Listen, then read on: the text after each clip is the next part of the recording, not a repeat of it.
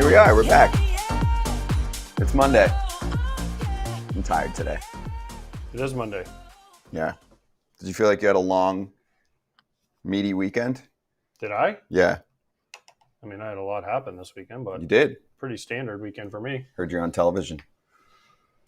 In and out of Dallas in one day, or Arlington, whatever it's called nowadays. Sometimes One are you day? in the city? Yeah, often. Left at 5 a.m. We got home at 1 a.m. 2 a.m. Yeah. That's big league of you. I mean, thank goodness for American Airlines getting me there and back. Thanks, American. If you want to sponsor us, we're right here. Yeah. It's the only time I fly American. For Texas? When they dominate sponsor us, that's when he flies. Then we'll fly American all the time. Who does? If they want to sponsor us. Oh, yeah. I fly We American. do not have an airline partner, so we are open for business if you want it. The newsletter is active again this morning. We are releasing them every Monday and Thursday for now. Eventually, it might be a little daily, but it's called FT Leadoff, so make sure you check it out. Subscribe to it. It is free. If you're watching the show right now, it's on your screen with a QR code. If you're not watching the show right now and you're listening to a pod in the future, I will post it in the description notes in this episode. So make sure you check that out. And also, there are trucker hats available. We started to, I think, get some orders because I got some questions on Instagram. Do you guys have trucker hats yet? I was like, yes, we do. Just mentioned them. No, we don't. Not for AJ, but for everybody else. Ready to charge the damn mound? We got a lot to do. And also subscribe to the other stuff too, Scott. Yes. I mean, one of these days we're going to get you to say I did actually say it on Friday. Kratz can vouch for me. And I We shouted said it. you out. We said it a couple times. I did. Just for you. I wanted to do it on a day that you weren't there. But I did it. Because you weren't there. We So can do it today. I did your job on Friday. This is your job on Monday. All right. That's it for promos. Let's charge the damn mound.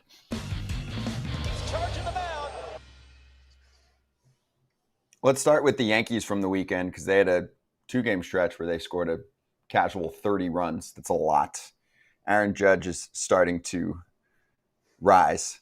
And it was 3 for 23 during the week. Then on the weekend, Judge had home runs in back-to-back games, 3 home runs in a 5-game stretch, yada, yada. He's good.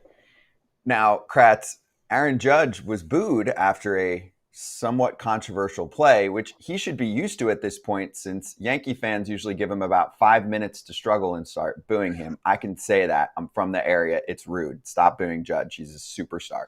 Anyway, what'd you think of the slide? I mean, it's the one thing you can do still to be able to break up a double play. You're not allowed to get the runner, but to me, I'm gonna say he was trying to throw his hand up to kind of, I don't know, mess up the visual. I don't know that he was necessarily trying to stop it, but if you look, his other hand's on the ground. That's the one you need up so you don't break your wrist. Like, that's why they teach slide with your hands up, maybe here. But I don't know. It looked a little suspicious, but I'm not saying it's a bad thing. I think everybody should do it. That is a ground ball double play waiting to happen, and then you get an extra life. And it was all because he put that big pad up, that big mitt. I have no problem with what he did. I think what he did was you're taught first of all, he has his oven mitt on, so this hand is up in the air. Mm-hmm. Or was this hand, sorry. Had the oven mitt on, and then this hand was on the ground. We were taught to slide with your hands up because that way you don't put your hands on the ground. So you're taught to slide with your hands up. Now, as a base runner, when you're going in, you can't touch the guy, so you can't break up a double play. Listen, when I was running, I was either trying to get the guy, which I wasn't usually fast enough, or when I was slide, I'd throw my hands up just as anything. Maybe it hits my hand and saves us a double play. Did it ever happen? Never happened. So, but listen, Judge wasn't doing this on purpose. It just happened that I think Adames was coming across the bag and kind of went a little underhand. Judge so tall, his hand was up and happened to hit his oven mitt. It wasn't intentional. Now, according to the rule, he shouldn't have been out. But I saw where the umpire was like, "Oh, we should have called him out for what? For having bad luck." It wasn't the reason the Brewers gave up 10 runs after that. They'll say it was, but it wasn't. Get the next guy out. I don't know. But yeah, it was just bad luck. But Aaron Judge did nothing dirty. He did nothing wrong in this play. I think it was a good baseball play. It was just unlucky if you're a Brewers fan. Not Let me anything get to this. boo about. Yeah, let me get this straight. The umps weren't wrong, and they apologized. I mean, I don't think if you read the rule, it says fails to avoid a fielder who is attempting to field a batted ball or intentionally interferes with a thrown ball. You telling me he's good enough to stick his arm up and hit the ball while he's sliding? No chance. They obviously, unlike Chad Fairchild, watched the video and determined from the video that he intentionally threw his hand up. Only Aaron Judge can say if he intentionally threw his hand up. So if they feel like he intentionally threw it up, then yeah, they got the call wrong. He should have been called out. It's a judgment call, right? Dude, if you can tell me, trust me, if I was good No pun enough, intended. if I was good enough to stick my hands up and break up a double play, I would have done it all the time. Yeah.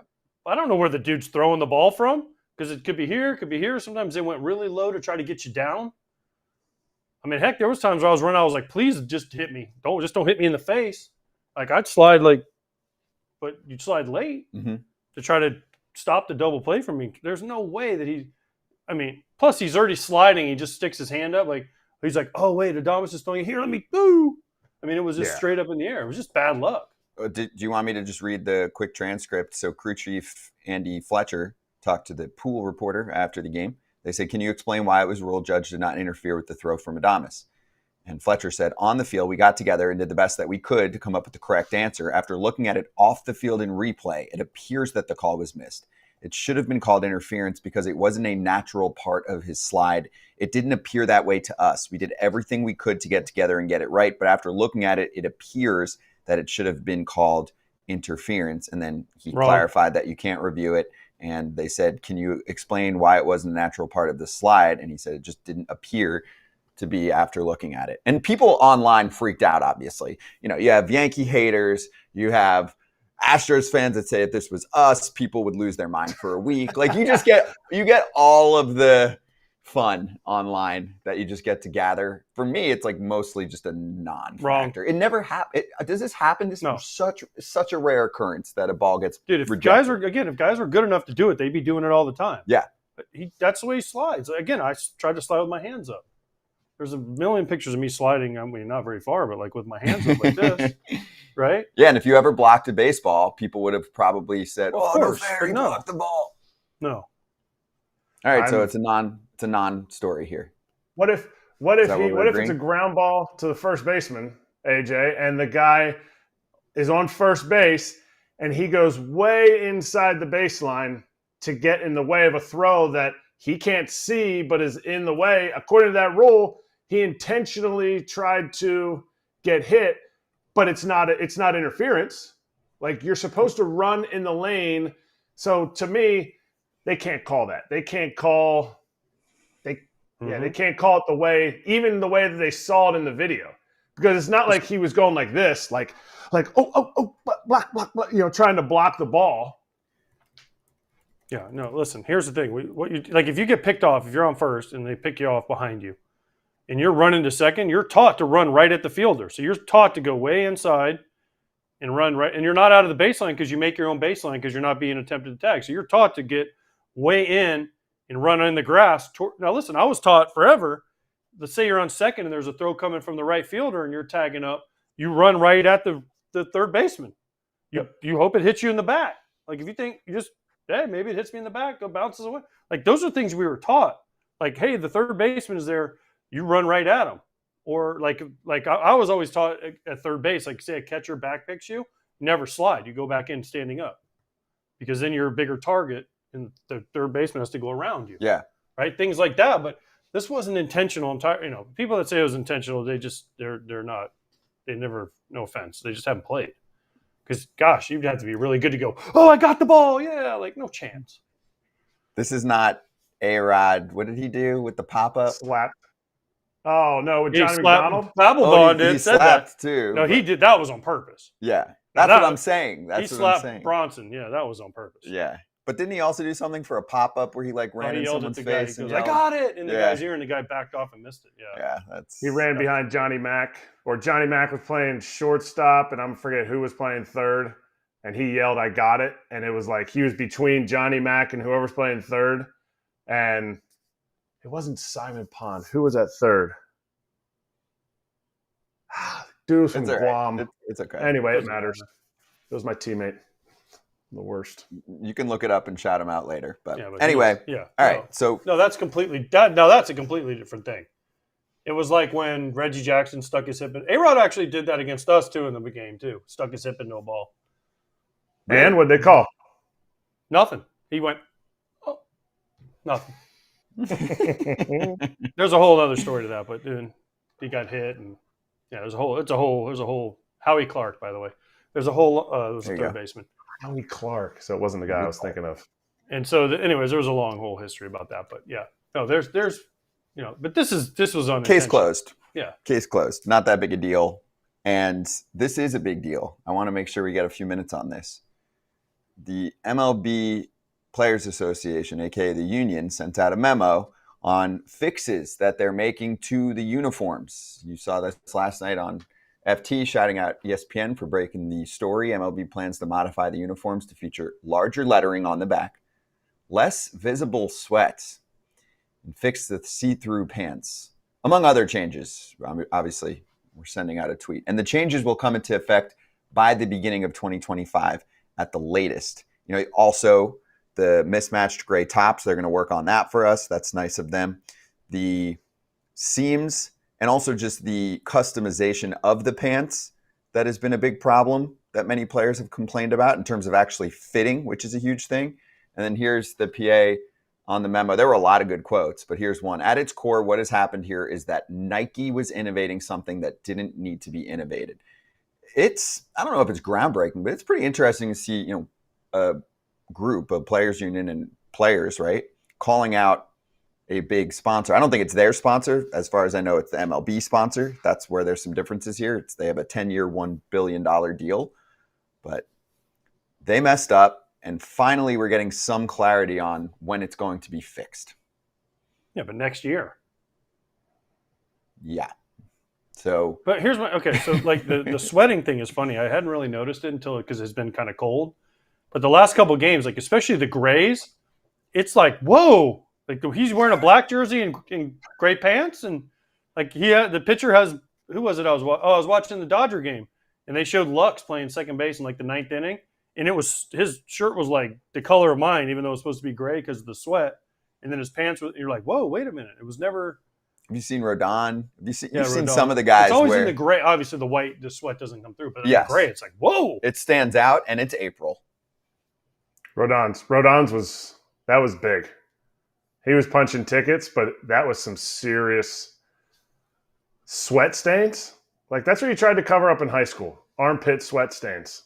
That's not a sweat stain. That's sweat flooding. That's just. But that's not so noticeable. It's a bad uni. It's just a bad uni. They messed up. They should have said this a while ago. And clarity is king. Just tell us what's going on and say it's going to get fixed, and people will start to feel better. We didn't get that. This was only from the union, and they didn't send this out as a press release. They send this to their players. Otherwise, we still weren't getting much clarity here. But I'll give you a little more from the memo. We recognize that for the players, this has taken too long and was entirely avoidable.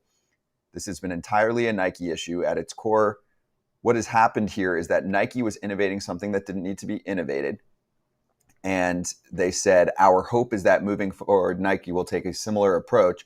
As many of you know, concern with Nike changes is not new. We cautioned Nike against various changes when they previewed them in 2022, particularly regarding pants. MLB had been and has been aware of our concerns as well. Unfortunately, until recently, Nike's position has essentially boiled down to nothing to see here. Players will need to adjust. That's pretty strong.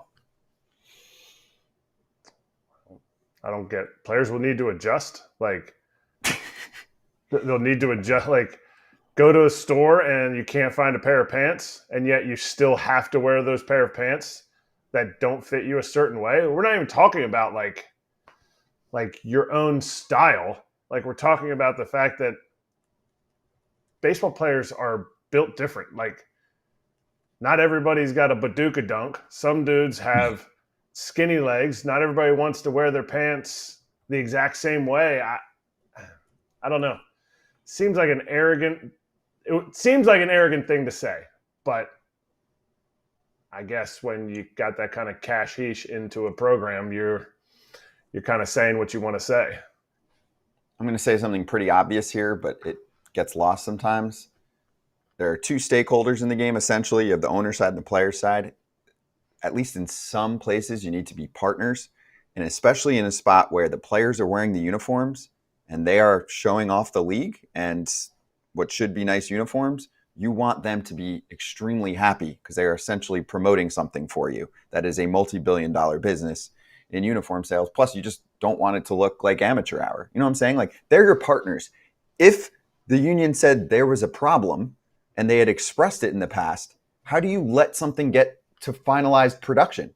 It didn't sound like it was like, oh, we got 3 guys complaining. Like, every player we've talked to has said there's a problem. Not one player has said, nope, everything's perfect. What they just did is better. Nobody has said that on the player side. Not one. So what are we doing? Maybe some of the Nike contract guys did. Yeah. I mean, we haven't spoken to them, but behind the scenes, no. You're saying in that like commercial where they're like, everything's amazing. Yeah, but we had a conversation with Tony Clark. Yeah, and he said it was messed up. He said one of the big great perks of being in the major leagues is you get great uniforms. And he's like, we need to work on it. Now they listen, as soon as this got out, I'm sure, listen, I was a Nike guy my entire career. Like, I'm sure Nike was like, holy crap, what do we do? And then I guarantee you, they were like, this is really bad. This is really bad. You know, and then of course the Nike guys, some of the big Nike guys are going to be like, yeah, they're great. They're great because, I mean, they're being paid a lot of money by Nike. Yep.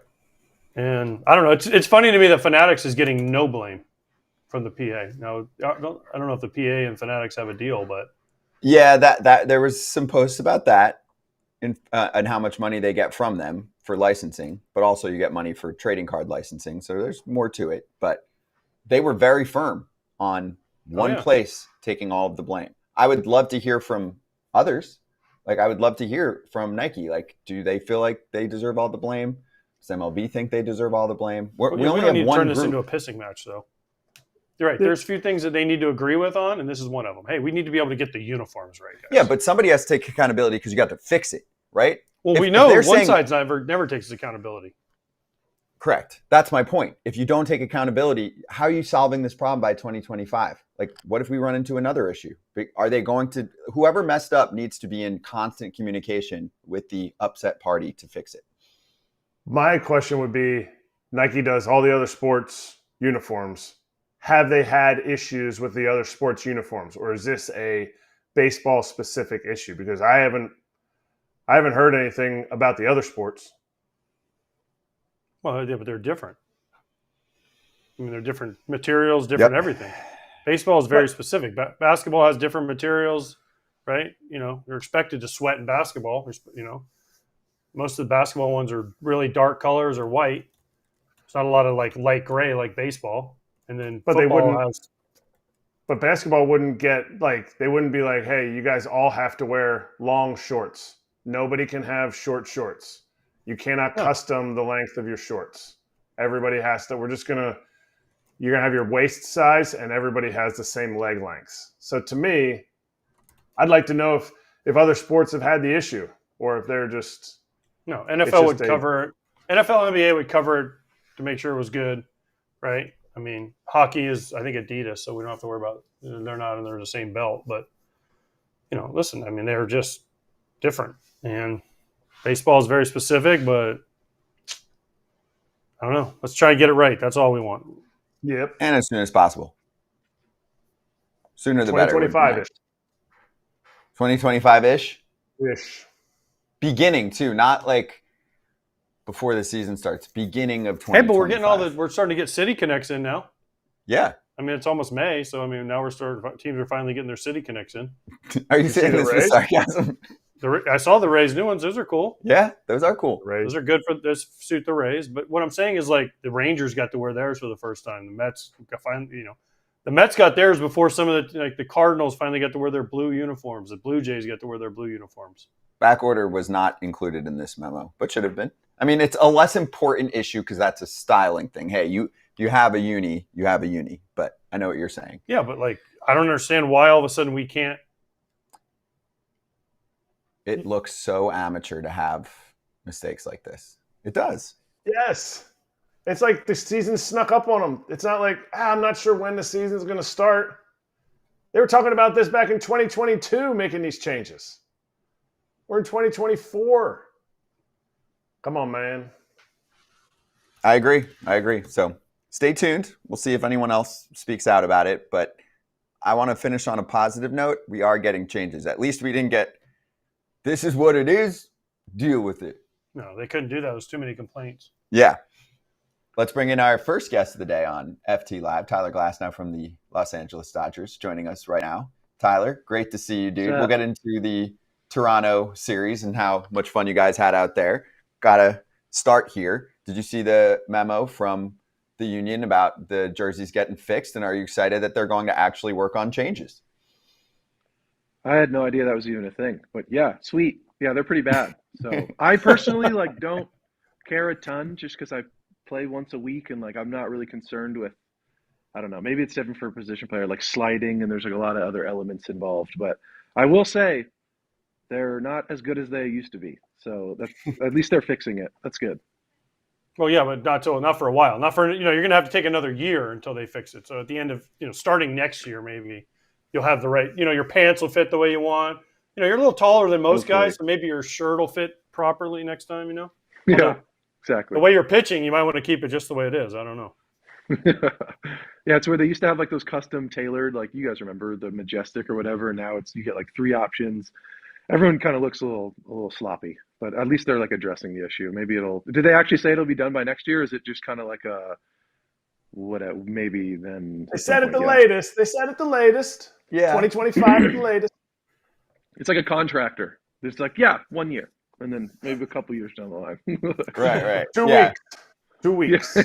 Yeah. It's like construction. One other uniform question. This is about Players Weekend. Are you excited for Players Weekend to return, and are you bummed that you don't get to pick a fun nickname on the back of the jersey this year? I'm clearly out of the loop. I didn't know that we couldn't pick names. I thought that's what the Player Weekend was. Is it just you can wear whatever you want and that type of thing? Or no? What is it? I clearly don't know. They took the fun meter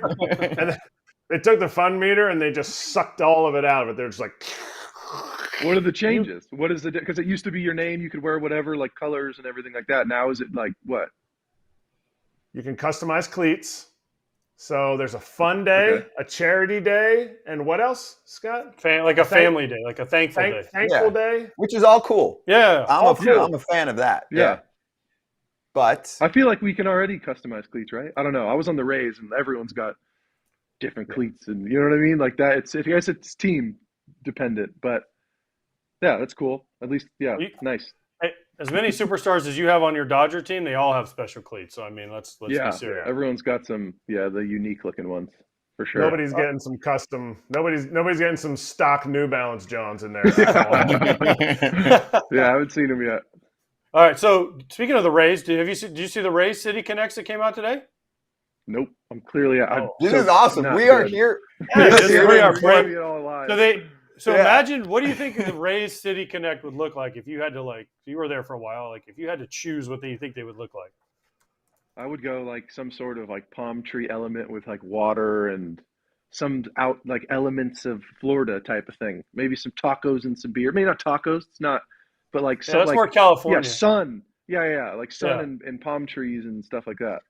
So they have the fluorescent lettering that says Tampa Bay, and then they have palm trees, and they have, it's they have a fluorescent green belt, so Randy can walk around with his fluorescent green belt and, do the whole thing. Right? Yeah. Nice. And it has the Ray going up. I mean, it's gray, so it's a dark gray color, so it's perfect for Tampa, what you would expect the Rays to come out with. It was all right, that gets it. So I got it. Yeah, it's cool. What's with I see too? We just played the Nationals and they had their City Connects.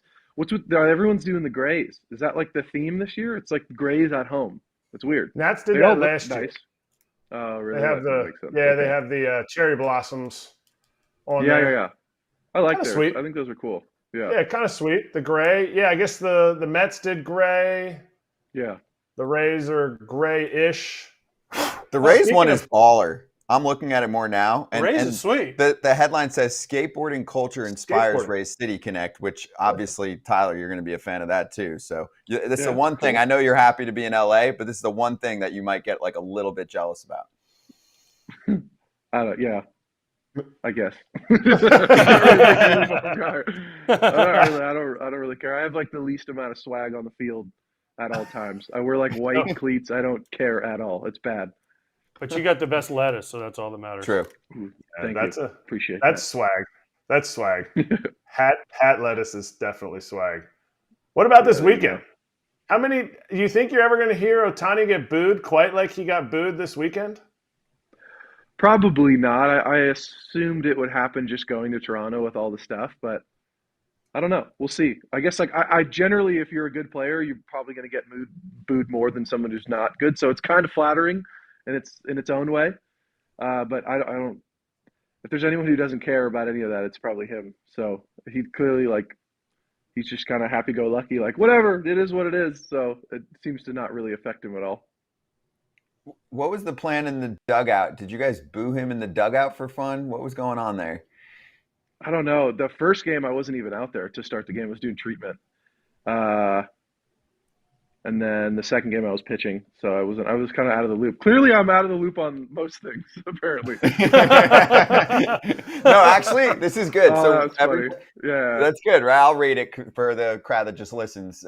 Dave Roberts said Ohtani's teammates booed him when he got back to the dugout after the homer. Ohtani laughed, turned to Roberts, and said, "Now we're tied." Yeah, that's awesome. This is good. We're like the 10-15 minute catch up sesh. Like here's everything you missed in baseball and in Dodgers world. So we're here for it. But by the way, Freddie Freeman hit a homer. Like his dad, Fred, I saw was there for he returned to Canada for the first time in 30 years or something. Yeah, he was telling us when he got off the flight, he said his dad was there, so that was pretty cool. I know he was pretty excited for that. He's very a family oriented guy, and then he's been looking really good recently. That swing was great. Normal, super awesome catching out front, Freddie, and he was happy Freddie. It was an awesome game. A happy flight too, so those are good. I always joke with Freddie. Freddie claimed to be Canadian. I'm like, Freddie, you've never even been to Canada, bro. How you're from California? Oh, my parents. So I know that had to mean a lot. Obviously, his mom passed away when he was 10 years old from melanoma. Yeah. So then his dad was there. So it's pretty awesome that he got to do that back in Toronto, and good for Freddie. Freddie just gets all the nice things. Damn it. Yeah. What happens when you're that good? Yeah, but he was excited. He seemed like he had a pep in his step. It was a good series for him.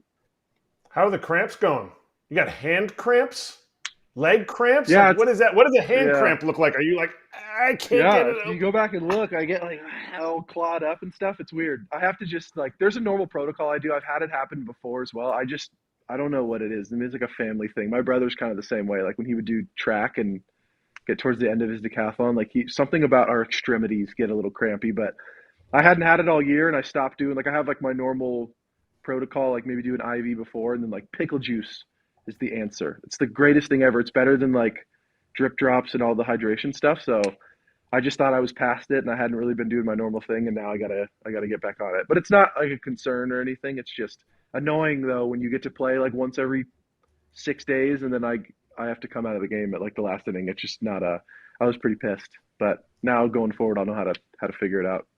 How long did you pitch with it? Because Cliff Lee, when we played together with the Phillies, he used to get the same thing.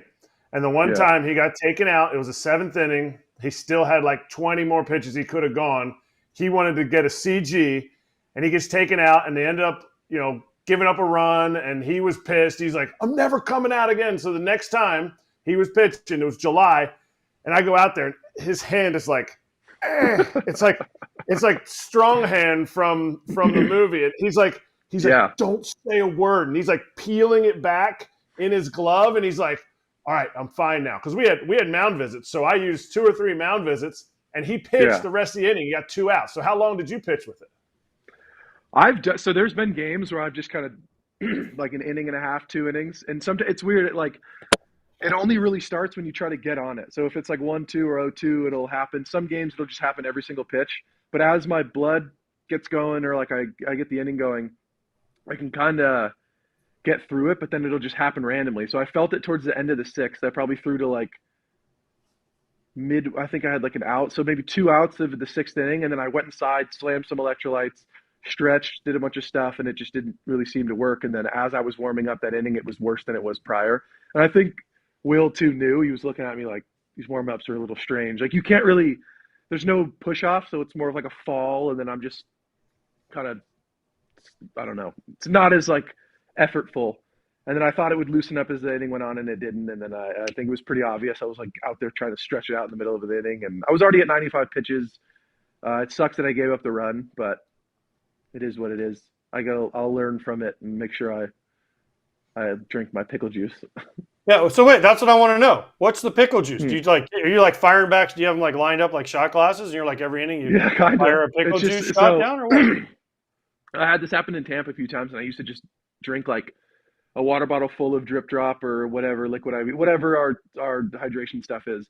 And I talked to our team doctor, and he was saying like I worked it on like Ironmans and stuff where people cramped a lot, and he's like the best thing is if you just take a concentrated. There's companies that make like pickle juice shots, but any normal go to the grocery store, buy like a jar of pickles and have the pickle juice. It's just there are a lot of electrolytes. There's like magnesium and potassium. There's a bunch of stuff in pickle juice. And I guess if it's like a concentrated amount, like a 2 to 3 ounce shot, it like gets in your whatever faster, and then you chase it with water. And it really did work. Like that was the one thing that helped me a lot. I just didn't have it last start. I'm dumb. I should have brought some, but we have them at home, and it works really well. What? So you like go to the grocery store and you just buy a bunch of pickles? Has anyone ever looked at you oddly because you have like, like 12 big jars of pickles and nothing else? And a straw. And you go to the checkout counter and you hand it to the lady, and she's like, "Man, what's happening at his house tonight?" Like, I don't know. This is a little weird. The only time I would go and get it like that at the store would be like AAA or something. If I was like on a rehab start, just having to go get it just in the bushes, But now they have companies that make it, which they'll have just like straight concentrated pickle juice shots, and we have them at home. And then I usually bring them, and I just didn't bring them. There's a bunch of companies that whatever pickle juice, it works. They're all kind What of. happens if you don't like pickles? Mm-hmm. Fucking suck it up. Yeah, Drink some pickle juice. It's fine. Yeah, like, man, I don't really like pickles. Too bad. Here, Tyler, drink up, son.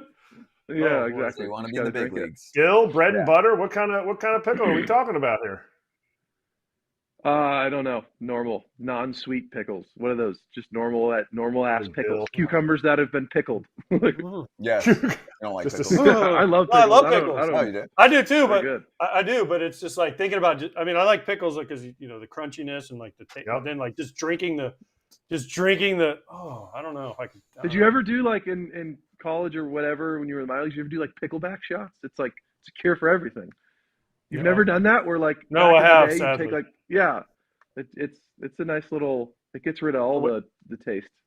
What is it called? Pickleback? You never had a pickleback? No. Ugh. You have a shot, and then you go pickle. Then you chase it with pickle juice. Yeah, it's like for when you're in college and like you hate the taste of alcohol, and it's just like it completely washes it out. I love how Glass was like, remember when you guys were in college or like the minor I guess leagues? that's true. Like that never happens in the big leagues. Like guys never party in the big leagues. It's honestly, I'm sure like it's so much different than it was back in the day. And I was only in the big leagues in like 2016, 17, but it's definitely not the same culture as it used to be. Like people don't really, drinking is not like a thing anymore. Every now and again on the flights, but it's not like it used to be. I'll hear stories from people back in the day, and I'm like, times have certainly changed. It's much different. Mm-hmm. They don't even supply alcohol in the clubhouses, do they anymore? And some of them, I know they don't. It's hit or miss. On like the road, they're usually there. It's just not like probably in the back. Some It's not places as do, some publicized. places don't. Yeah, exactly. And I also know MLB. There's like a rule at home clubhouses you can't have any alcohol. But on the road, it's still pretty normal. And then like on flights and stuff, it's there. Yeah, I remember they started taking it away. Yeah. Makes sense. It was I mean, no. That's playing to what you're saying. That's one of the top questions that I'll get, Tyler. Be like, what do major league players do for fun? I'm like, well, they usually go out late and go drinking, and they can show up to the park. Obviously, it's still plenty of time. You're still 6 hours early, but like you could wake up at 10, 11 o'clock in the morning. Now, video games, chilling at home, like that. It's so right? funny now. You Culture's go to the changed. field and you're like, people's eyes are all like bagging and bloodshot. And you're like, is it alcohol or video games? And it's always it's like the same type of recovery at the end of the day. It's like I was up till 4. It's like, damn, times have definitely changed. That's wild. Yeah. Well, most teams like it though, like front offices and teams and all that, because you're not out, you're in. Right. You know? Yeah, it's a better alternative for sure. Yeah. Well, when you were at the Pirates, they tried to give you guys watches so they could tell how much sleep you were getting and what time you were getting in so they could track you. Yeah, well, we didn't have a choice in the minor leagues. Like when we were in Pirate City, when you're young, you do the we have to stay on site at the dorm, and everything like the key cards were time stamped. There was cameras everywhere, stuff like that. I guess to keep us out of trouble. I don't know what it was. Yeah, it was a little bit. It had a vibe of prison, a little bit. Clearly not the same, but it was a little weird just being in the pro ball and having to do all that. And then, yeah, I think I don't know if and then later like the whole watch thing. I believe it was more of like a recovery thing, but I also think it was probably convenient that it tracked you as well. I never wore it, so I never looked into it. Good, you're better off for it. They don't know all the info about you. I'm thinking about taking my watch off now. Yeah, they clearly don't know all the info. They traded him. They clearly didn't know all the info. Big swing and a miss. Hey, how is it being in LA though? Like we haven't spoke. I think we spoke to you right before the season. So how is it being in Los Angeles now? Like you're in your home state and you're all settled in a nice deal. You're on a dominant team. What's it been like? Yeah, it's kind of surreal, really. I just think like a lot of the views of where I'm at now in Dodger Stadium, it's very nostalgic. Like it reminds me of when I was a kid and I would go to games, and then even driving to the field and just like being home in general during season is something I've never experienced. So it's such a weird foreign feeling. It's like comfortable and it's nostalgic. It like brings me back, and it's been amazing. It's been a dream come true, and the organization's awesome. Like the catchers, everything has been perfect. You know, it's an organization where I know I'll get better at, and then I'm at home. I get to be by like just awesome weather. Like kind of I live by the ocean, so I get to do all that, and it's just kind of like it just like seems too good to be true right now. So it's been really, really cool. What if you had come up with the Dodgers? What if you had come up in this environment in the sense of like you just had everything exactly how it is now, like you said, perfect weather, you know, everybody's really pushing in the same direction, but you played at two organizations that did things completely different before this, and you kind of had to learn. I watched you work back in rehab when we played together with the Rays, and to me, I think sometimes when players come up in organizations that have everything and they give you everything, you don't develop that work ethic that I saw you have, because it's like, you know, someone else will, you know, they'll give me this next thing. Like, what if you had come up as a Dodger? I don't know. I think for me personally, like I've always had that like neurotic sense of like I need to do a lot or things aren't going to work out and I'm going to be homeless. Like I just had a weird like, especially coming out of high school, I was so like fear of failure driven that like I think no matter the information I had, I was like I need to do everything I possibly can to be in the big league, because I have like this crazy fear of like regretting something in my career, like not working hard enough or something like that.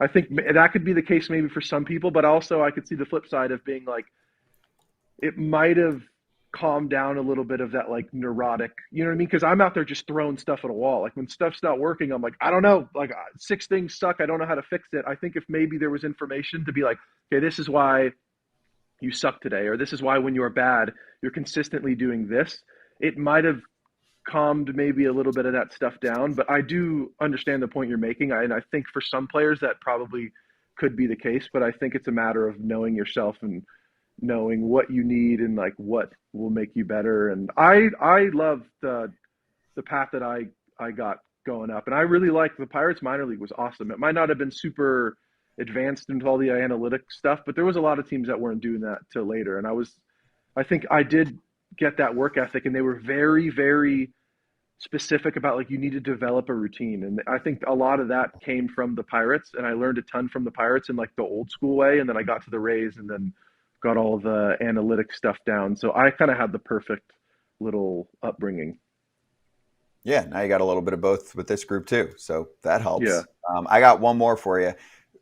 We're obviously early on in the regular season here. Do you have narratives that play in your head for starts? So I'll give an example, because we use the word stopper a lot. So I'm thinking about your previous start before the one over the weekend, last weekend against the Mets. They win the first 2 against LA, right? I think it had been a wishy-washy week for the ball club. Do you go into that one like, screw it, we're about to show this team, what we're really about. Offense is going to explode. I'm going to try and go 8 and strike out double digits. Just like we would say, hey, you're going all out every start, but the playoffs is different. Do you have those sometimes in the regular season?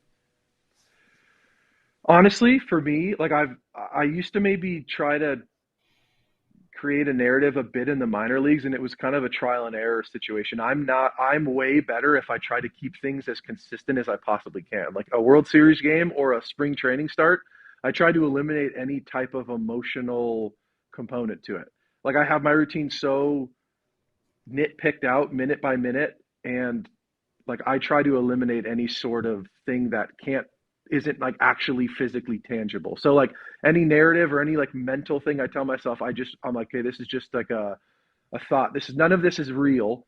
So if I just need to find what physically works and try to have the most consistent mentality every single start and just keep rolling them over one into one into one. And I'm very much like one start to the next, to the next, to the next. And I used to not be that way. And I think I'd find myself being like, okay, if I do this and I have 3 good starts, this will happen and that'll happen. And it just caused an unnecessary amount of anxiety. I was painting these like fake stories in my head. So for me personally, I kind of try to keep it as simple as possible and just each start is its own entity. And like day 1 is this day, that's done. I go to sleep. Day 2 is this day. I go to sleep. Day 3 is this day. It's very, very much, it's kind of a boring answer, but like it's helped me so much the last few years of just keeping it as emotionally consistent as I possibly can, day to day to day. Like just keeping it like that every start. Understood. Listen, I was big into that, and we had a young man on that's a sophomore in high school last week, and he asked us, how do you stay consistent? And I said, you have to find a routine, and you have to stick with this routine because when things go wrong, which in baseball, listen, every time you think you got it figured out, something goes wrong. So you have to have something to fall back on, right? In the routine. So you mentioned the Pirates. Was it the Pirates? Was there a coach that said, hey, listen, Tyler, you got to do this and you got to figure this out. But you have to figure out your routine on your own, right? You can't have somebody come up to you and say, hey, this is what you're going to do. It has to be a learning and evolves over time. But who was it that told you, hey, or was it just the organization said, hey, Tyler, you got to have a routine. We got to stick with it. And as you get older and as your career progresses, it obviously changes to incorporate your different lifestyle. Yeah, it was definitely an organizational message. Like I think they had come up with that obviously internally, but the guy who harped on it the most, and I was with him all the time, is Justin Message, and he's still there with the Pirates.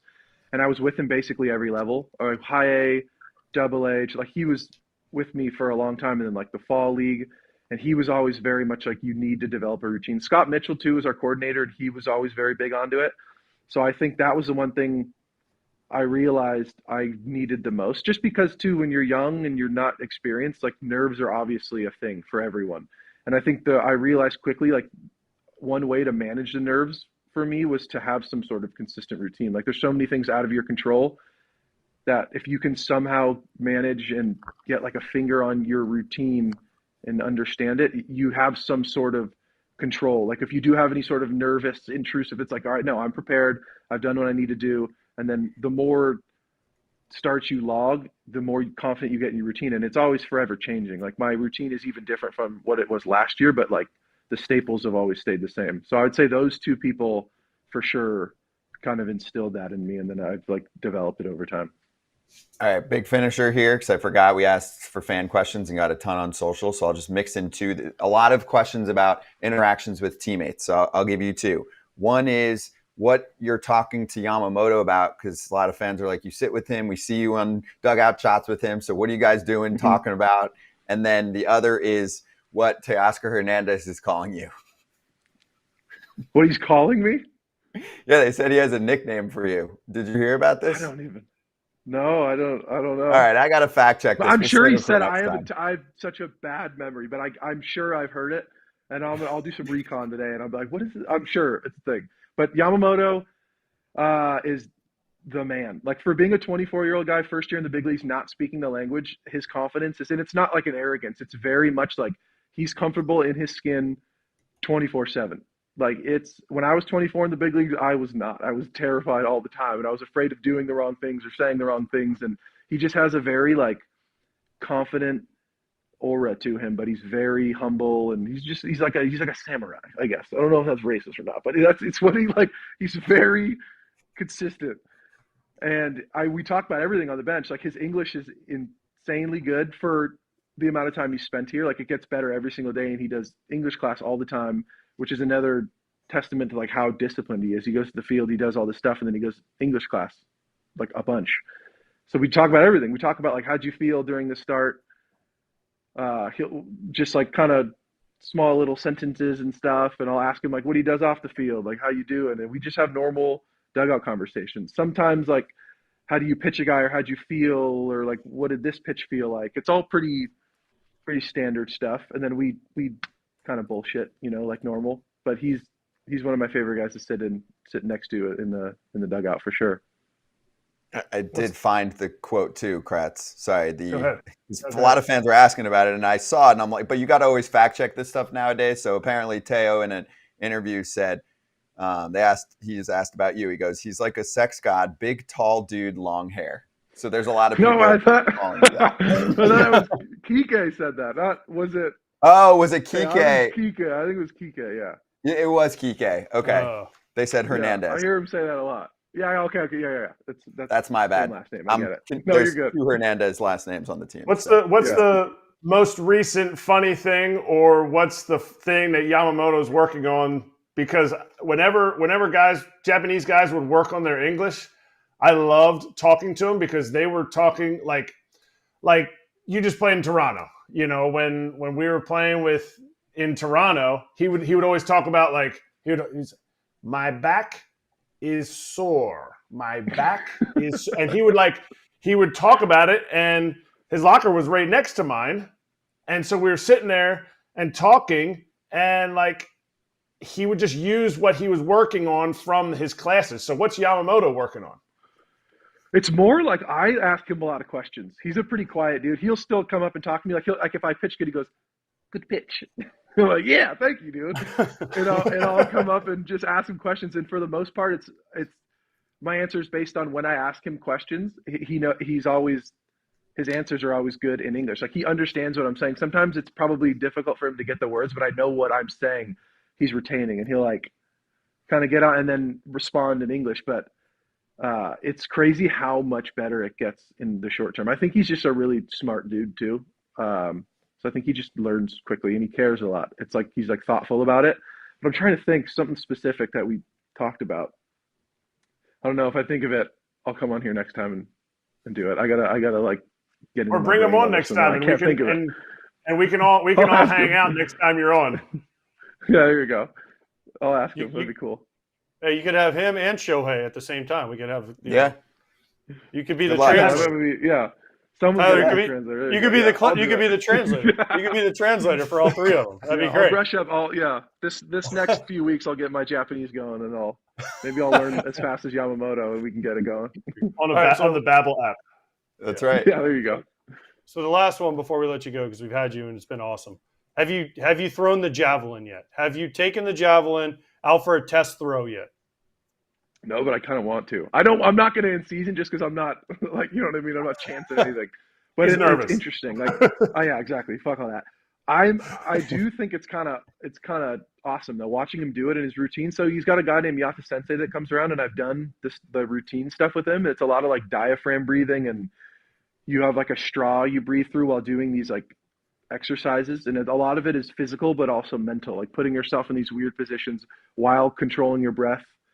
And it's very specific to baseball, and I've worked with him a few times, and I love his program. And that's kind of all Yamamoto does. It's that mixed with a bunch of other stuff, but it's like strength mixed with stretching.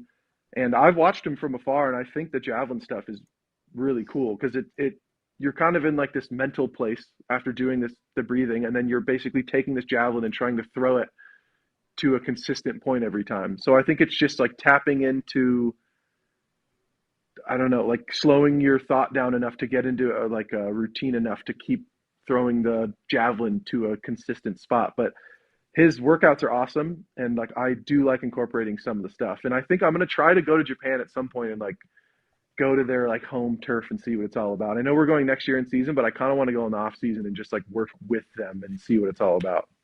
Hey, Japan's awesome. But two things, two things real quick. One, has a team shut him down from throwing the javelin? Because like, does it stick in the ground? Because there's certain teams that are real particular about their turf. So are they real? And then second of all, do you have a nickname for him? Because I want to call him Nobu, but you keep calling him Yamamoto. So is there a nickname we can Because People call him a bunch of stuff. Yoshinobu Yamamoto, that's like a long one. Yoshi, people call Yoshi. There's a bunch of stuff. I just call him Yamamoto or like whatever. I'll say a bunch of different stuff. But Yoshi, I hear a lot. The javelin though, it's got like a round ball at the end. It's basically weight distributed to feel like a javelin, but there's no like sticky thing. It's just it's almost like a plastic tennis ball. So there's no like penetration. There you go. Perfect way to end. Yeah. So Thank you, Sex God. There were no anybody hurt, no grass hurt in the throwing of the javelin. No. The turf is all. It's good. It's been non-penetrated. Okay, those Dodger Stadium people, man, they're like out there with scissors cutting the grass. I get it. You got to think too about how hard it is to maintain a field in California with the conditions, and like I wouldn't want a big old javelin going through it either. But he's covered. It's just the ball. It's bouncing. Yeah. It's bouncing. Yeah. Tyler, you're the man. This was awesome. Great to have you on. Looking forward to have you on throughout the season. We'll talk to you again soon, okay? All right, sweet guys. Thanks for having me on. Appreciate it. Thank you. Appreciate you. Tyler Glasnow, Los Angeles Dodgers with us, covering all grounds. I want to see Yamamoto throw the javelin and Glasnow just come and crow hop from home plate and just beam the javelin as it's going out there. Yeah, we got to figure out a way to get Yoshi on now because I think he'll come on. I want to dig in. Just being serious, Ohtani's not coming on, but Yamamoto would come on. Yeah, he's more accessible. I think we should get him on with Tyler. Maybe we need Jonesy to pick Adam Jones. Maybe we can call our buddy Adam Jones and he can because they played together. He played with Yama. Yeah, for sure. We can work on it for next time. That was good. Covered a lot of ground there. Yeah, my bad. I said Teo, but it was Kike Hernandez who called him that. I was very quickly shuffling through fan comments. Things got out of hand. But let's get back on the road. All right, let's actually go back to that series, too, from the weekend, the Blue Jays and the Dodgers. Blue Jays broadcaster Dan Shulman joining us right now. Real treat for us. And Dan, as we said to Buck Martinez when he was on in the winter, dominant broadcast team, makes every game feel big. So great to have you on. And how was that series with Shohei returning? Did you feel the boos as loud as you've ever heard there for a regular season game? I wouldn't say as loud as I've ever heard. There's been worse, I think.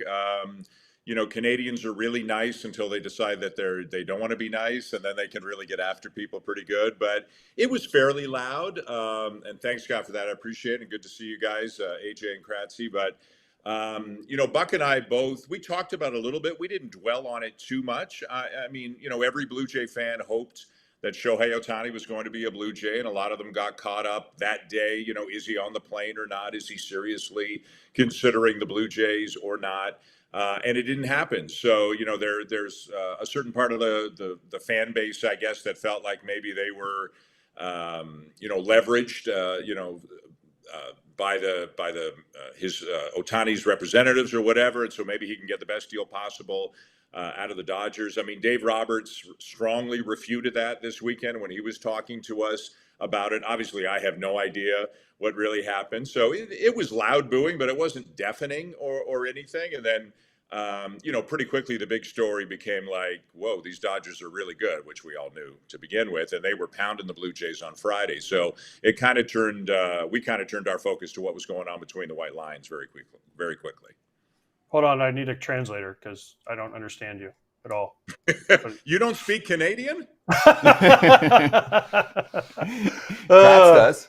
Kratz definitely does. You haven't said Kratz offense does. yet. Kratz was a Blue Jay and was a Blue Jay like 4 of the chapters in Kratz's book are when he's in the Blue Jay system. He's fluent. Wait, you read the book? Kratzy and I are perfectly bilingual, and we're proud of it.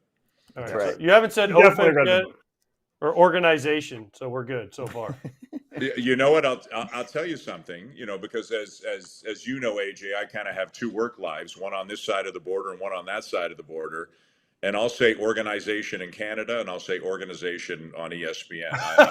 I'll say, I'll say tomorrow in Canada, and I'll humor you guys, and I'll say tomorrow when I'm on ESPN. So, but I am Canadian, and so I prefer to say things the Canadian way, but I'll play along with you guys. Okay, nice. All right, so honestly though, the Dodgers came in and obviously took 2 out of 3 and had chances yesterday to sweep you guys. What's going on with the Blue Jays? I mean, but the catch by George Springer obviously was incredible. I mean, they were like the flying Walindas out there in the outfield between Varsho and I mean, they were catching everything, right? It was crazy. But what's going on with the Blue Jays? This has been a team now for years that we've said, hey, offense, offense, offense, and they haven't had any. Where'd it go? I see what you did there. They're a different team than they were back in 2021. I mean, in 2021, I think they had the best offensive numbers in baseball. And everybody was, that was Vladimir Guerrero Jr.'s huge year. Marcus Semien I think he hit 45 home runs that year, finished third in MVP balloting. I mean, up and down the lineup, they still had Teoscar Hernandez. They still had Lourdes Gurriel Jr. In 2021, they were a dominant offensive team. And what kept them out of the postseason was the fact that the first half of the year, they had a bad bullpen. They tried to address it in the middle of the year, but they never could quite make up the ground and make the playoffs. I think had they made the playoffs in 2021 with the team that they had in the last couple of months of that season, I think they could have beaten anybody. This year, and it's kind of gone down year by year, I think the perception for a lot of people who maybe follow them casually is, they're still an offensive juggernaut. That's not the case. Last year, they were an average offensive team. Like if you look, they're like 14th in this, 17th in that, 15th in this. That's kind of what they were. The best part about the team last year, the pitching and the defense were both great. The starting rotation was great. The bullpen was very good, and the defense was probably the best in baseball. This year, they're just not hitting at all. When I looked yesterday, they were 27th out of 30 teams in runs per game this year. We're looking at the Springer catch. He's done great things in the outfield. Varsho's fantastic. Kiermaier's on the IL, obviously, right now, but he's fantastic. They've got good defense on the infield as well. They're a great defensive team. Their pitching numbers don't look great, but they will be a very good defensive team. They've had, a few blow-up outings that have really kind of skewed the numbers, but they're just not hitting. They're not hitting for power. They're getting on base okay. They're all about, swing decisions and only swing early in the count and what you can do damage on. And they're doing the first part of the job. They're getting on base, but they're not getting the kill shots when men are on base. They're way down at the bottom in numbers with men on base, runners in scoring position, slugging, OPI, all that kind of stuff with men on base. So that's what has to improve for this to be a playoff team. What kind of reasoning can you put towards the offense not being the same? Besides, yes, like Vladdy not being 2021 Vladdy, of course. Right. But, Teo's gone now for a couple years, and they lost Chapman, who, was more effective in the beginning of the season for them offensively. The other thing I remember hearing sometimes last year was, the ballpark changes. We thought it would help, but it actually hurt. So is it ballpark, personnel, a mix? What do you think? So there's a lot to unpack there. I'll start with the ballpark. Rogers Center and probably Kratzy and AJ can attest to this. Historically, it always felt like and played like a hitter's park. Last year, they did phase one of the renovation. And I don't know if that changed offense in the park, but offensive numbers were way down. Like if you go on Baseball Savant and just look at ballpark factors just for last year, Rogers Center is way down there. Whereas in prior years, it was always top third, 7, 8, 10, somewhere around there. So I don't know why that would happen. It's not like it's a pure open air stadium with a low outfield deck or anything like that. I have no idea why it would change so drastically, but if you looked at the Blue Jay hitting numbers last year, home and road, they were noticeably different. So as you said, Vladdy has not been able to recapture it. Bo Bichette, who always hits, is off to a slow start. And I don't think anybody's worried about Bo Bichette hitting because Bo Bichette hits. George Springer's numbers are not where he would like them to be, not where you expect them to be. And he took a step back offensively last year. And I think he's a little below this year where he was last year. So you start with those three guys. All of them are noticeably below their career averages. If they were all having just their average year, I'm not talking about Vladdy's great year, just their average year, this would be a much different offensive team. Alejandro Kirk, who was a Silver Slugger Award winner 2 years ago, didn't hit at all this year until yesterday when he had 3 hits, including a home run. So that's a really good sign. Danny Jansen was injured. He's now back. That's going to help the offense. So some guys are hitting. Justin Turner's hitting. Dalton Varsho's hitting. And they got some guys who are in part-time roles like David Schneider, Ernie Clement, they're hitting. But they need the big boys at the top, and they need Kirk to hit and do well. Why they aren't hitting as much, there are people really smart people spending, I'm sure, 24 hours a day trying to figure that out. And internally, I think they, just try to keep the faith and say, hey, these guys have done it before. They'll do it again. How worried, you mentioned they're not worried about Bo, but is there worry about Vlad? Because like you said, he had the one monster year and everyone's like, oh, he's going to, and he even said it like that was just the preview to the whatever, the main event or whatever he said, right? To the big movie or whatever. To the movie, yeah. 2022 was supposed to be the movie, yeah. But we haven't seen it. This is the third year in a row where it's been down. So is this the Vlad? Not that he's a bad player, but is this the Vlad we should expect instead of like the MVP Vlad? I think the truth, AJ, as is often the case, is somewhere in the middle.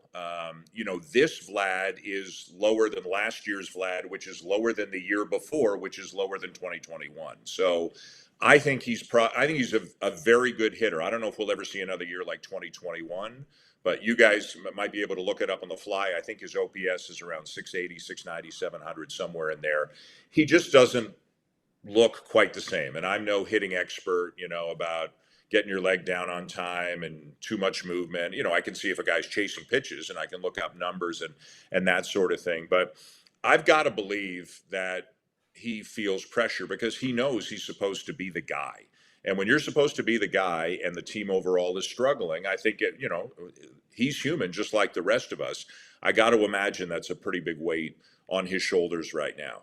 When he hits it, he still hits it as hard as anybody. Like it's Ohtani, Stanton, Judge, Vladdy. Like those are the core four, right? For hitting the tar out of the ball. He's just not doing it as often.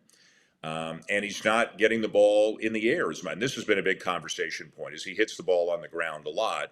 So, it feels like every couple of days there's 115 mile an hour ground ball to third or ground ball to short that somebody makes a great play on. If he gets him in the air, they're gappers, or if he really gets him in the air, they're homers. But so there's been a lot of talk about, should he try to pull the ball? Should he try to change his swing to get the ball in the air? Is he chasing too much? Is he chasing too little? Is he thinking too much and swinging at the bad ones and taking the good ones because he's worried about swinging at the bad ones? So it is by far the most talked about topic around this team. Every single thing that he does is amplified and under a magnifying glass. The talent is in there. You can see it.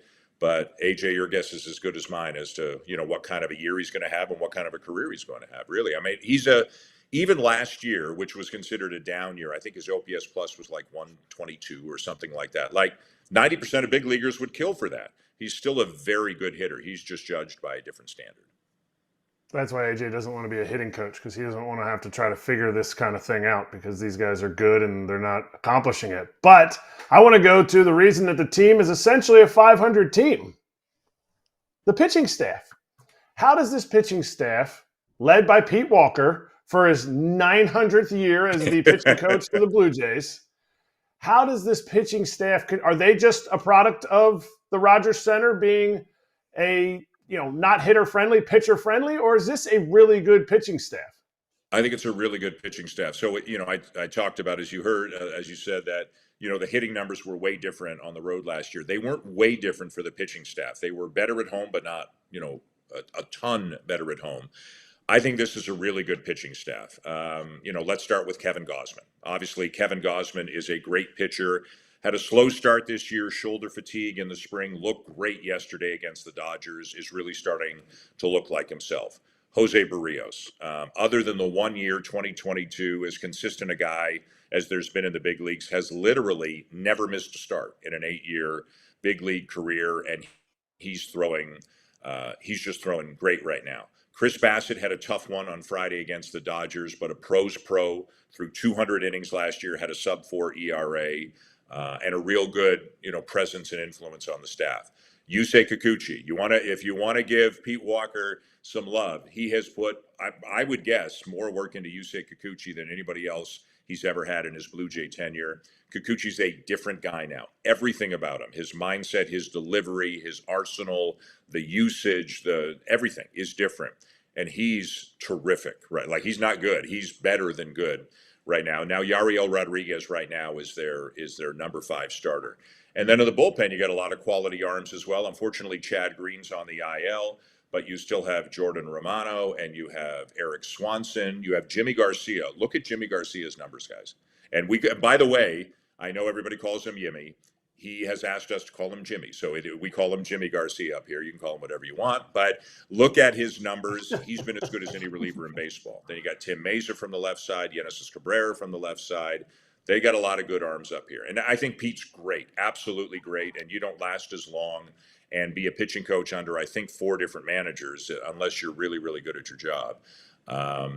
So he's great, and it's a really good staff that he's getting the most out of right now. And I think by the end of the year, the numbers will look just like they did last year.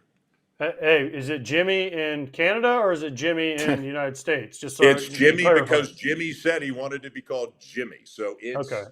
Jimmy. And, okay. I only been know Yimmy. one thing. If you don't know how a guy if you don't know how a guy's name is pronounced, there's only one person to talk to, and that's the guy. And Jimmy said Jimmy. Exactly. Hey, whatever Jimmy's the Jimmy player then. says is Jimmy. what should be done, even if it doesn't say that in the pronunciation guide. If the player himself says this is what I want, then you do what the player wants. Yep. I have one more on the pitching. Or actually, you go, Kratz. Go ahead. I know you have one on pitching too. Yeah. Where's Alek Manoah? Alek Manoah physically is pitching for Buffalo. He is on rehab right now. He had a shoulder thing in the spring, so he's in the midst of his 30-day rehab. I think he's made 3, maybe 4 starts in the minors. The next to last one was a big step forward. The most recent one was another step back. We have seen him in Toronto because their AAA team is in Buffalo. They're so close. He makes the starts in Buffalo, and then he comes up to Toronto and is with Pete Walker and throws his side in front of Pete Walker and spends time with the big club in Toronto. I think he's got 2 more starts until the 30-day clock is up. And at that point, either they have to call him up or they option him to Buffalo, and he still does have an option remaining. Given that the last one didn't go well, I think the next 2 would have to go really well for them to call him up. I think, you know, as you guys know, you want to see like sustained success before you bring a guy back. And they do have Yariel Rodriguez. I don't know how much you guys have seen him or talked about him. His stuff's really good. He's going to be he is a good pitcher, and he's going to be a very good pitcher. He's on a bit of an innings limit, though, right now. You guys have probably talked about him. Pitched in the WBC, then didn't pitch the rest of the year after he defected. So they're not going to let him throw 180 innings this year. In a perfect world, they'd love to have Manoah, and then you make Rodriguez like a multi-inning weapon out of the bullpen. But I think Manoah's got to prove to them that he can come up and have success. Otherwise, they leave Rodriguez in the rotation and try to figure it out. And it's really, I mean, again, I don't know what's gone on behind the scenes and what's led to all the issues, but 2 years ago, this guy was a Cy Young finalist. And, you know, he doesn't have to be that, but even if he can just be, you know, a good number 5 starter, because really they're set. Like, they've got a lot of good arms in the bullpen. Even if he could be a good number 5 starter, then you put Rodriguez in the pen and let him come in and, you know, try to wipe people out for 2-3 innings every time he's in there. That helps the staff. You kind of alluded to it. You said physically. Physically, I can look to see where his rehab assignment is. Yeah. Where is he? Like, if he's in Toronto, do you guys ever get access to talk to him, or does he leave before you guys? Like, so where is he? Is he confident? Is he saying, I'm searching? Is he saying, what are the words that are coming out of his mouth? It's a good question. We have had access to him. I've talked to him a couple of times, you know, so he's not there all the time. And when the team is on the road, obviously, then he's with Buffalo all the time. He hasn't come to on road trips. I've talked to him a couple of times. You know, Alek Manoah at his best, as you guys saw in his first couple of years, tremendously confident guy. I mean, a huge presence on the mound in personality alone, never mind the fact that he's also a big presence physically. I think he's probably searching for it. I talked to him, it's probably 10 days, maybe 2 weeks ago now, and it was after the first one. And all he'd been doing is like, you know, lives and bullpens and stuff like that. And he had some walk issues in the first inning of the first one, 3 starts ago.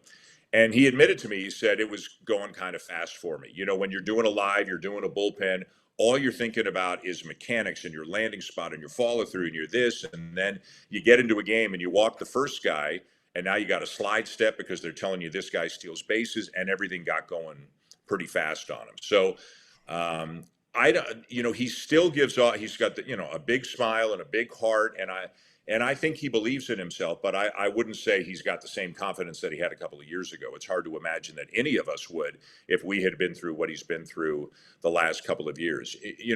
All I can do is I go on MLB research like you guys do, and I look at the pitches he's thrown, and generally the velocity has been about what it was when he was really successful. He was never a 97-mile-an-hour guy. He was having all kinds of success at 93 to 95, but he was just blowing people up with his two-seamer and locating his slider unbelievably well.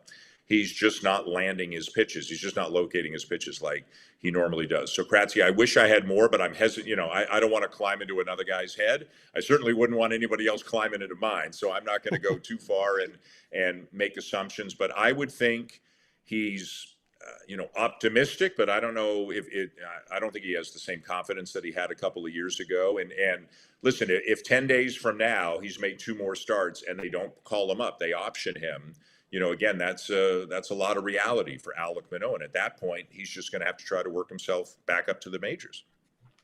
Oof. Speaking of, before we let you go, I have 2 quick questions / comments. One, have you done the tower walk yet? Because I know your partner has done it for charity. So have you done the tower walk yet? No, I'm a wimp. so how's this? I am too. But let's do this. How about this? If I ever do a game in Toronto again, we do it together and we do it for charity. How's that? Okay. Can we have a couple of pops first or something? You can do whatever you want. You can do whatever you want.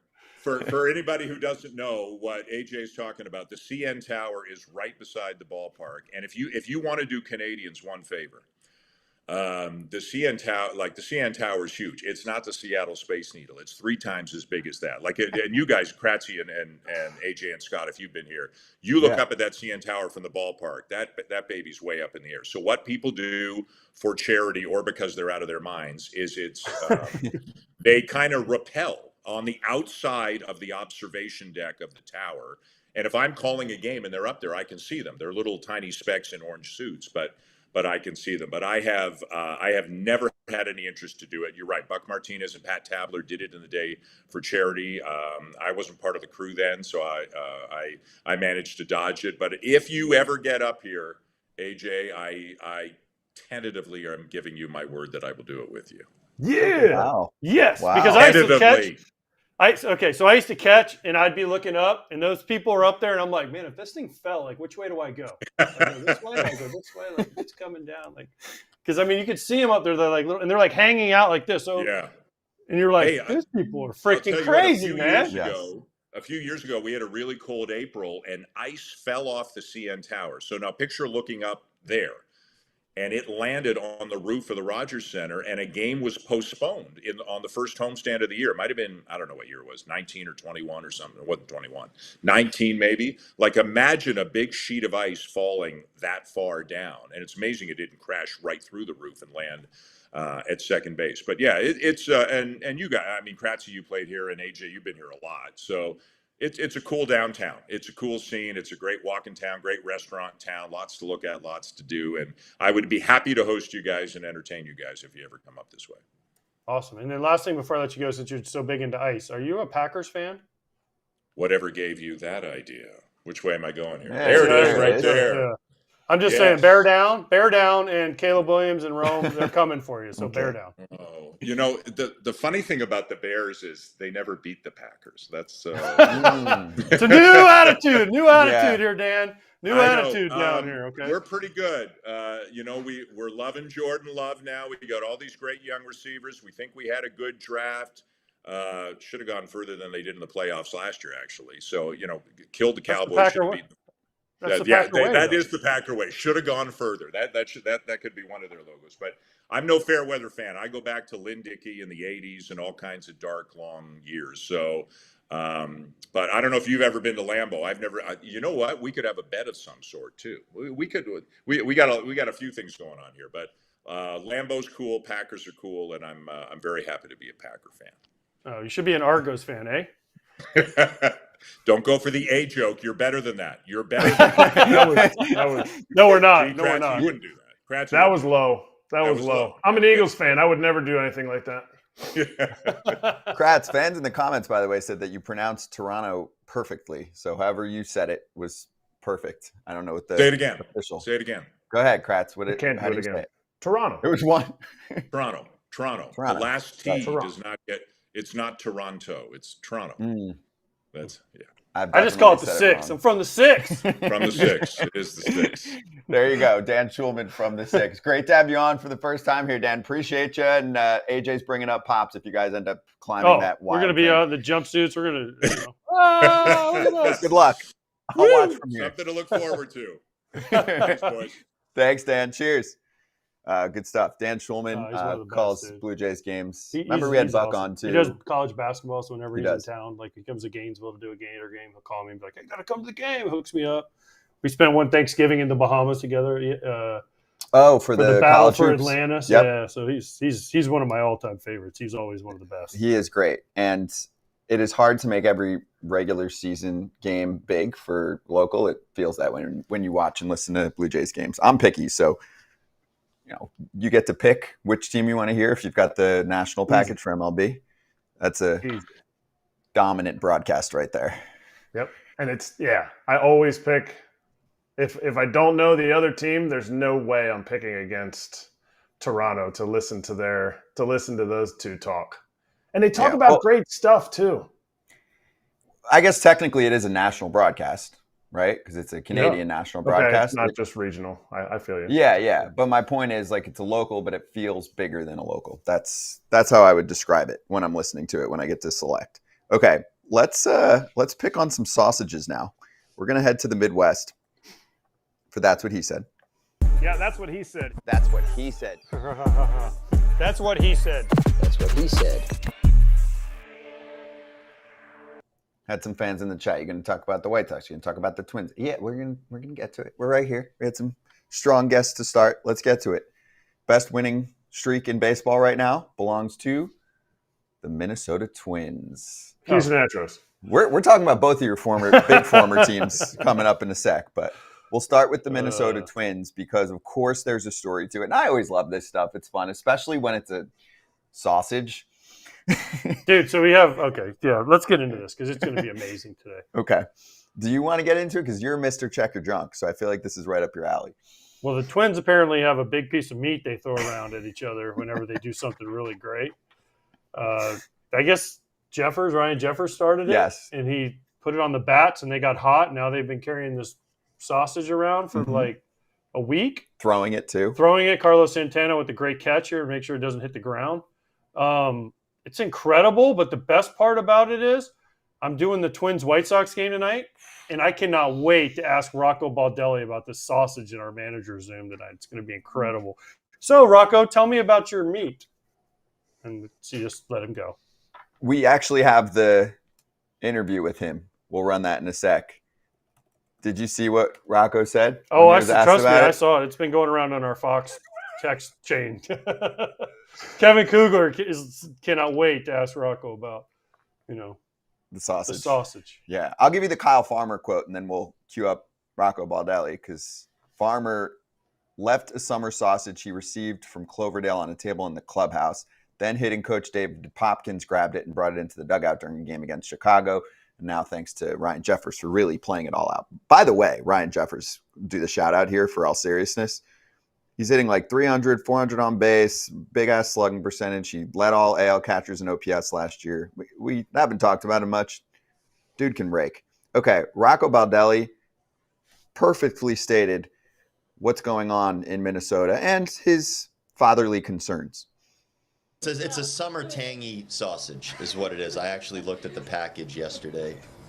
It's bringing us a lot of hits and runs and stuff, so I'm all for it. I mean, for anyone that hasn't been following, it's a substantial packaged, sausage that Jeffers has been carrying around in his bag and throwing at people when we score runs and hit homers. So I'm all for it.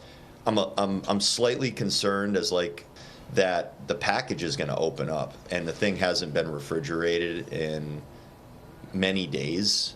And there's no doubt that when that thing opens up, whoever's touching it is in deep trouble. Like that thing is there's no doubt in my mind that we are carrying around something that is very, very unhealthy to the human body. The best part of that, I don't know, Kratz, have you seen the whole, that like kind of cut a little bit? Have you seen the whole thing he says where he goes, there are some people that are much more immature in the other room than in here, and they would get a kick out of it? Have you seen that part when he says? I don't think I saw that part. Is he talking about the other players? He's talking about the players being immature, throwing around a sausage, and he's like, but us in here, we're much more mature than those other guys over there. He said the word packaged and meat like 7 times. Yeah. And summer sausage does not need to be refrigerated. It does not need to be refrigerated. Does winter sausage need to be refrigerated? No. Oh. It's I don't know that much. It's just going to last for a long time. Is it like beef jerky status? No, once you open it, you gotta make sure you refrigerate it. But so it's not gonna open up and somebody's hands are gonna like melt off and go on the IL for, sausage hands. Like sausage fingers? Yes, old sausage fingers. Oh man. Dude, I didn't read the farmer quote too. He said, I guess we're going to keep touching the sausage. Baseball players are messed up. But so I didn't know Kratz knew this much about sausage. So what's the difference between summer sausage and regular sausage? Spices. So like what's the difference between regular sausage and a Polish sausage? Polish sausage is like you got to cook your Polish sausage. Do you? Yeah. He played for the Brewers. It's not a pre-cooked food. Summer sausage is like a pre-cooked dried meat that hangs, and then they just slap that John in some plastic, and it just sits in your shelf for months. Did we We needed this sausage. We needed this. Did we concern ourselves too much about the Twins? We weren't like, oh, they're dead. We were just like, oh, it was a disappointing offseason. Not too much. They're 14 and 13 now, though. Now they're 14 and 13. They trucked over the White Sox and the Angels, and here they go. But guess who they play tonight? The White Sox again. So let's casually move to the Tommy Pham Chicago White Sox. They're 3-0 since Pham joined the mix. Pham with MVP. Who for Pham? MVP. It would be ironic because actually, here's one quote from Tommy, and he's of course always full of many. He said, "Money was the tiebreaker in picking the White Sox over the Padres rather than opportunity," saying he wanted San Diego's offer to account for higher taxes. And he said he lost weight and he's looking forward to playing center field. Center field. Let's not be around the bush and act like most players aren't signing where the money is. This dude's honest. And taxes matter. We talk about this in the offseason all the time, right? If we're like, oh, dude's getting a similar offer from Texas and California, it's not even close. If it's a big deal, it could be many millions difference. How much difference is that? Because isn't the city tax pretty high? But not as high as the San Diego, apparently. Yeah. No, well, that's what I'm saying. No, so Illinois is not as high as California. I don't know what it is. Even with the city tax added on. I know what it is in Florida. It is a big difference to go from New York to Florida. I can vouch for that on the tax front. But I know where Florida is. Florida. Florida. Listen, when you're in New York, like Dan Shulman said, when you're in New Jersey, you can call it Florida. When you're in Florida, you call it Florida. Well, I was just in New Jersey for a while. Well, you're not anymore, so clean it up. I'm back. You should subscribe. Good call. Florida. Subscribe to YouTube. You should subscribe to the Florida language. You've been listening for a few minutes. Yeah, subscribe. There we go. Subscribe. We need those subscribers. And hit like. Actually, someone suggests that on the also that would YouTube be nice show too. as well. Hit like. So, are the White Sox are they a problem now? Because they're not the worst record in baseball anymore. That no, the belongs Marlins to the Marlins. got that now. Mm-hmm. What changed? I don't know what. Honestly, I'll say this. Listen, they played great. They won 3 games. Benintendi had a huge game on Saturday where he hit 2 homers, walk off included. And if you didn't hear John Schifrin's call, it was pretty awesome. Pretty awesome how excited he was because he finally got to call a win. But here's the thing. As good as it is for the White Sox to win those 3 games, if you're the Rays, you're like, wait, what?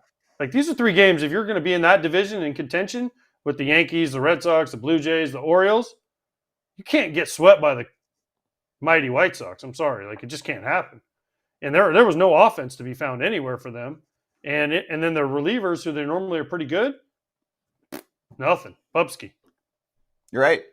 I mean, we're not going to do this maybe quite as much, but you are looking at that part of your schedule usually and being like, all right, we got 2 or 3 here. You got 0. Mm-hmm. Yeah, it's really, really debilitating to go out and fall like that. I'm not saying that some of us picked the under for the Rays, but some of us picked the under for the Rays. Oh, for the wins for the year. I was questioning because you look at their team, you look at the injuries they have, especially in their starting rotation. It's listen. I mean, it's not the Rays of old, and it's not the offensive team that they were able to find in the old. And if Randy Arozarena continues to do what he's doing, I mean, he's off to a terrible start. He is. I mean, they just don't. And then everyone is like everybody's hurt, so they eventually. I don't care how good of a farm system you have, even the Orioles. If they just keep getting hurt, eventually you run out of dudes to call up. Like you say, oh, we got this guy that's pretty good, but man, he's pretty good for what? And so, is this the end of the Rays? Is maybe a bigger question than is this the beginning for the Tommy Pham MVP White Sox? I would not say either. It's not the end for the Rays. Does it happen this year? No, I didn't disagree with AJ when he was talking about the under with the Rays because it's like your starting point is different. The Rays are going to run through some relievers. They're going to burn dudes out. Guys are going to get injured, and they're going to call the next guy up. But if you're going down from Springs, you're talking about McClanahan, you got rid of Glasnow.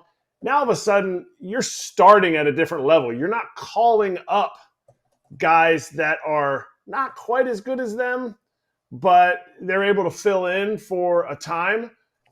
You're talking about you're starting with those guys, and then the guys underneath them have not gotten called up because they're not as good as the pitching core that you have to start the season.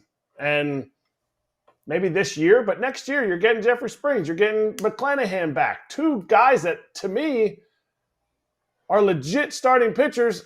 McClanahan, I think he's a Cy Young candidate every year, even coming off an injury. So, no, this isn't the end. Maybe this is not going to be their season. I can't talk about next year because who knows who's going to sign or go anywhere. But for this year, I mean, you look at it. Pepio's been pretty good for the Rays. And they're still in the 500 range. Are the Blue Jays. So are Astros are off to a slow start. They're 13 and 16. Tough division. Yeah, I guess they were heading into the weekend. They're 6 games back, and they go to Milwaukee tonight. They're not winning the division, but I think that they're a wild card team. Milwaukee's going to be out looking for blood because they just got stomped by the Yankees. So they're going to be true. It's going to be an interesting series. I do want to shout out Eric Fetty because it's one of those stories where you go overseas, you're in the KBO. This dude was lowest K rate in the bigs, or one of the, right, when he was first with the Nats. And now all of a sudden he's a strikeout machine. So that just shows you he went to Korea, pitched there, added pitches, pitch lab, right? First time ever learning how to kind of really look at what he's got and what his strengths are, and then comes back and, man, he's had a nice couple starts here. Mm-hmm. It's a very different pitcher. So shout out to Fetty Wap. And then let's finish That's What He Said with the worst team in baseball now, which is the Miami Marlins. Rough go of things for the new front office. So Peter Bendix spoke, and Craig Mish has been very good at getting some questions in there because Marlins fans are pissed. So here's the leader of the front office for the Marlins. How would you evaluate the moves that you made in the offseason thus far, the players you brought in, your evaluation on those? I can confidently say that it's too early to have a strong evaluation. I think that we've seen some positive things with guys like Calvin Fauché. We've seen some players that I'm confident are going to improve based on what they've done so far. But at the end of the day, we have to remember it is not even May yet. And the worst thing that you can do is evaluate players too soon and come to the wrong conclusion. Do you feel that the catching position will need an upgrade at some point? It's bottom barrel in Major League Baseball right now. I think it's very fair to say that our catchers have struggled. I think both of these guys have track records to suggest that they're going to bounce back. Both of these guys have a lot of talent, especially defensively, especially with our pitching staff, a lot of the things that don't show up in their statistics. I'm also very confident that their offensive performance is going to improve. Okay, so Craig Mish does a great job covering this team. He's watched every Marlins game ever, basically. He said, worst March, April I've ever seen in Marlins history. Truly abysmal baseball, mistakes all over the place, basic plays not executed.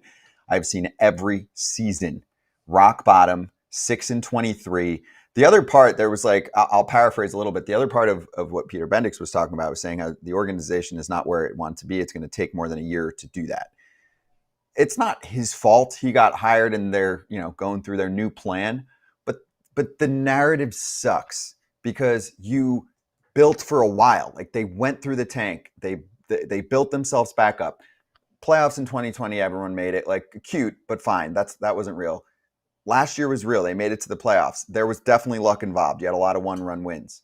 But you felt like you were on the rise as a Marlins fan, and then you got punched in the face, and it's not just injuries. They didn't do anything. They brought in a new group. So it sucks. It's a really tough narrative because it feels like it's going to take a while to be good again. I mean, you summed it up. I mean, listen, they made the playoffs last year, did nothing. I know Sandy got hurt, and I know a bunch of their starters are hurt now, but they still brought in one free agent. It was Tim Anderson. They did nothing else. They literally did nothing else. And I know they're counting on some guys to come back, but I don't know. And then to say it's going to take a while, you were a playoff team last year. Like, it shouldn't take a while. You should be adding. And they have plenty of money to do it if they want to spend it. But I don't know. I think, Kratz, maybe we should – I don't know how well you know Skip Schumacher, but I don't know if you've seen their catching numbers, but I could be ready in 10 to 14 days. I'm just saying. I'm going to need a little bit more than that, but if you're playing 135 plus like you always do, then I'll be ready because I'll sit and watch you for a few cycles around the rotation. I'll catch some bullpens. I'll get ready on the fly. Yes, They're not doing well. Like this is not the catcher's fault. This is not Alcantara's fault or Yuri Perez's fault or Jesus Luzardo's fault. This is a ownership. This is a maybe even front office. Like, I get it. You didn't have any money to spend, but there's plenty of teams that didn't have any money to spend and actually cut payroll and did a lot of moves to improve things. And I just didn't like his answer. Like, it's entirely too soon to make a decision on a young player. What do you mean it's entirely too soon? You're 6-23. You've played almost 30 games. Today is your 30th game. People make decisions in the big leagues on young players. The Orioles didn't even call Jackson Holliday up at the beginning of the season, and they've sent him down. They've made a decision.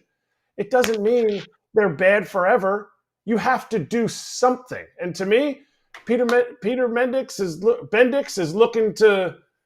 is looking to keep his job as long as possible. And it's just his answer just irritated me. But I guess that means we might not get him on here. But just how he answered it, like, have some fire.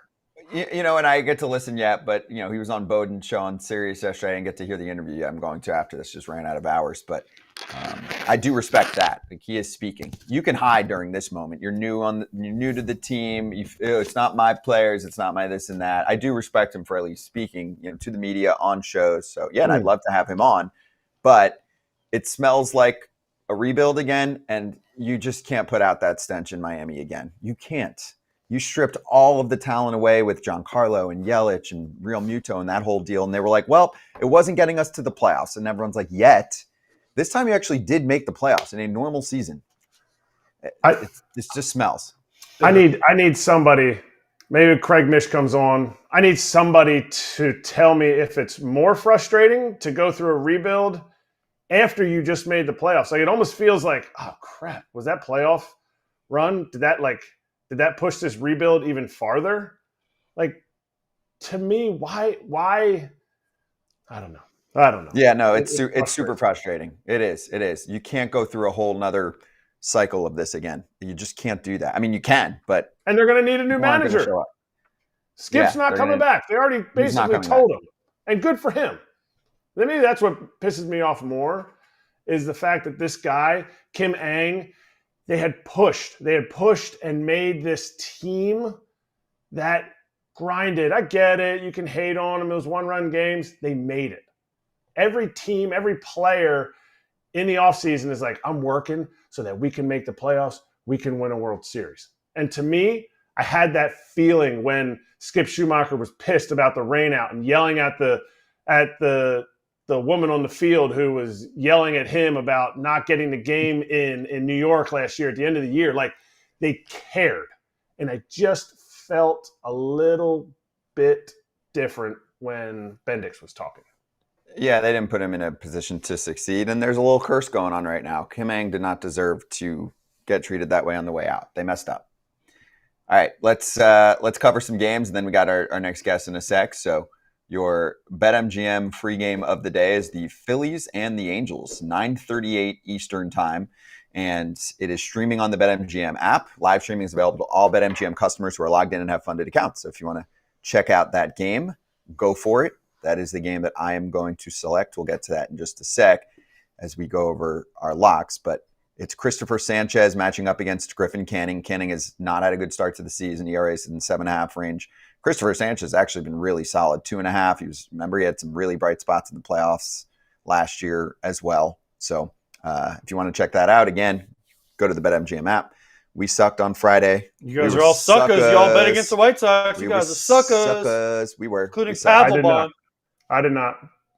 Yeah, no, he didn't. We swept the day before, though, didn't we? Yeah. We swept on Thursday. Yep. Todd picked the Rays. Yep. Scott picked the Rays. Yep. Suckers. Y'all Whatever. suckers. Suckers. We're also accountable suckers because we say when we suck, and then we show you our accountability, which is money bags, and we are mostly up. So I'll take it. What is that supposed to mean? Mostly up. Because you a sucker! You say. But I ain't been against the White Sox on Friday. That's true. All right, so then you lead off. Are you picking the White Sox? Huh. All right, tonight I'm going big because I ain't no sucker. And Papelbon, I think, is supposed to pick against the White Sox again. So from now on, every time Pap's on, I'm picking against the Red Sox. And sadly for them, though, they ain't playing tonight. But I'm taking the White Sox money line tonight over Crochet K's, over Joe Ryan K's. And the reason I'm taking the White Sox, they won 3 in a row. They're hot. Don't let them win. Don't let them Southside boys get hot. They're hot. All right. But Twins won 7 in a row. They're due for a loss. Plus, you know where they played yesterday? Anaheim. They had to fly to Chicago. Got in like 3 in the morning, 4 in the morning, 6 in the morning, whatever time they got in. They ain't get their little beauty sleep. The sausage ain't going to be perfectly put together. So go White Sox. It's a different team. Plus 500, by the way, putting down 200. Ooh. So guess who's going to be in the positives tomorrow, boys? This guy. Wow. Yeah, that is aggressive. Good luck, Kratz. This is my first contradictory parlay because normally I just pick everybody's pick and put it in a parlay, but I can't pick Pap's pick and your pick. Yep. So I'm taking your pick, AJ. Let's go, Sox. Let's go. Yeah, let's go. We got to get pumped because you ain't no sucker. That's right. Let's go, boys. My pick is boring. He's hit it 3 out of 5 days. Christopher Sanchez, consistent. I know he gave up 4 runs last time. 5 runs last time. Only 1 was earned. He didn't go deep into the start. That's one of his 2 times that he hasn't gotten 6 punchies or more. So I'm taking over 5.5.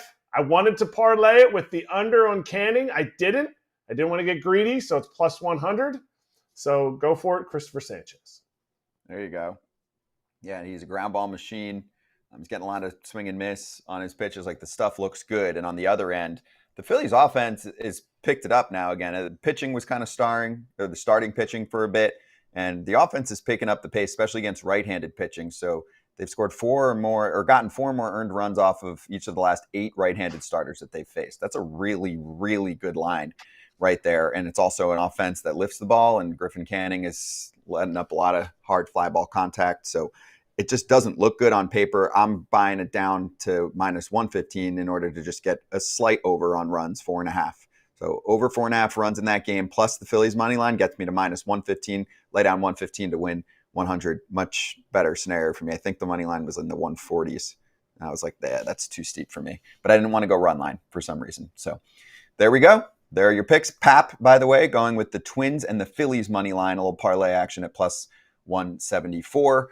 Bonus code for you to use is FOUL, F-O-U-L, when you download the BetMGM Sportsbook app on iOS or Android, or hit up BetMGM.com and sign up and deposit at least $10 into the new account that you make. And then you place your first wager and receive up to $1,500 back in bonus bets if the bet loses. And if that happens, your bonus bets will be available once your initial wager is settled. We have our next guest in 60 seconds. Hold on, before I go, I have to go early. Yeah, AJ's bouncing. Today, I don't know if you guys know this or not, but today is a special day in my heart. Les Grobstein here at one time, as you can see, with this trusty tape recorder, which I've tried to buy, and the guy won't sell it to me. But he once recorded the greatest rant in baseball history. If you haven't heard it, it's Lee Ilya. 85% of the world works. The other 15% come out here to day baseball and all that cheap shit. So if you haven't listened to it, happy Lee Ilya Day to everybody. It got us White Sox through more than one down day. Anytime we needed to pick me up, Paul Konerko hit the music. We had a remix to it. It's one of the all-time great rants in the history of sports. One of the great days in Chicago sports history. So the White Sox have to win on Lee Ilya Day. And thank you, Les Grobstein, for having your recorder next to you, because otherwise it would have been lost forever. But cheers. Happy Lee Ilya Day. There we go.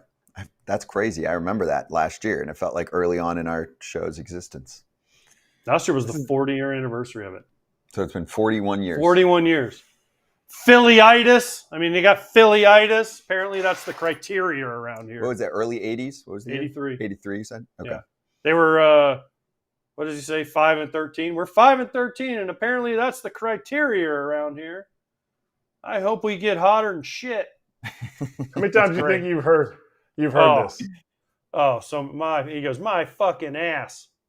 Oh, it's so great. It's so great. A lot. Trust me, a lot. I think you we are ran a it last sneaky. year, so. You're a sneaky Cubs fan. You love it. Oh, I love it. You love I love this. I love that Leo. I love it. Every time I see Leo too, I'm like, I love you. You're the best. All right, you're the best, AJ. We'll see you on Tuesday. I'm going to bring in our guest while you sneak out of here. Chelsea Janes, national baseball reporter for the Washington Post, joining us right now on FT Live. Quite the follow-up there. We're not going to get a Lee Ilya level rant from Chelsea, but let's dive into things right now. Because actually, Chelsea, great to have you on. We were saving the A's-Orioles series from the weekend for you. So what did you see from that series? Because there was a lot going on around Baltimore. Obviously, it's a tough series loss, but it's only one series. But Kimbrel blows a couple saves, and Jackson Holliday was optioned on Friday. So what's going on down there? I think it's a time for the Orioles where they're kind of having to, hit reality a little bit. They've had two really fun years where everyone who's come up has hit.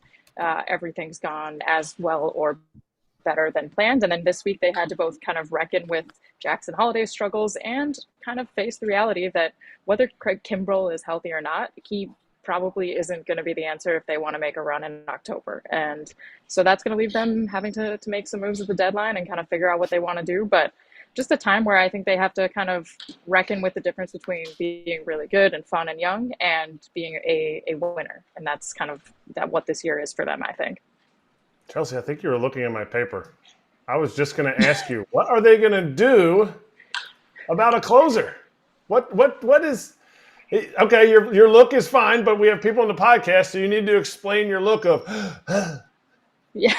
I mean, when they lost Felix Bautista, I think what they had to do was go out and get a veteran, somebody that kind of calm things down at the back end of the bullpen, and they did that. But, I think when people saw Craig Kimbrel, it was like, yikes, is that really the guy? I think there are plenty of concerns about him for all the reasons we saw in October.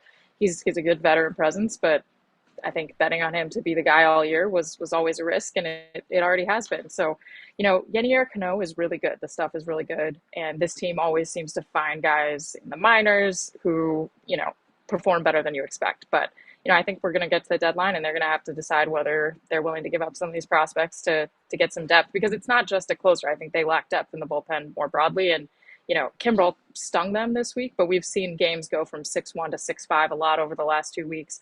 They just kind of need to calm things down back there and find some people to get outs consistently.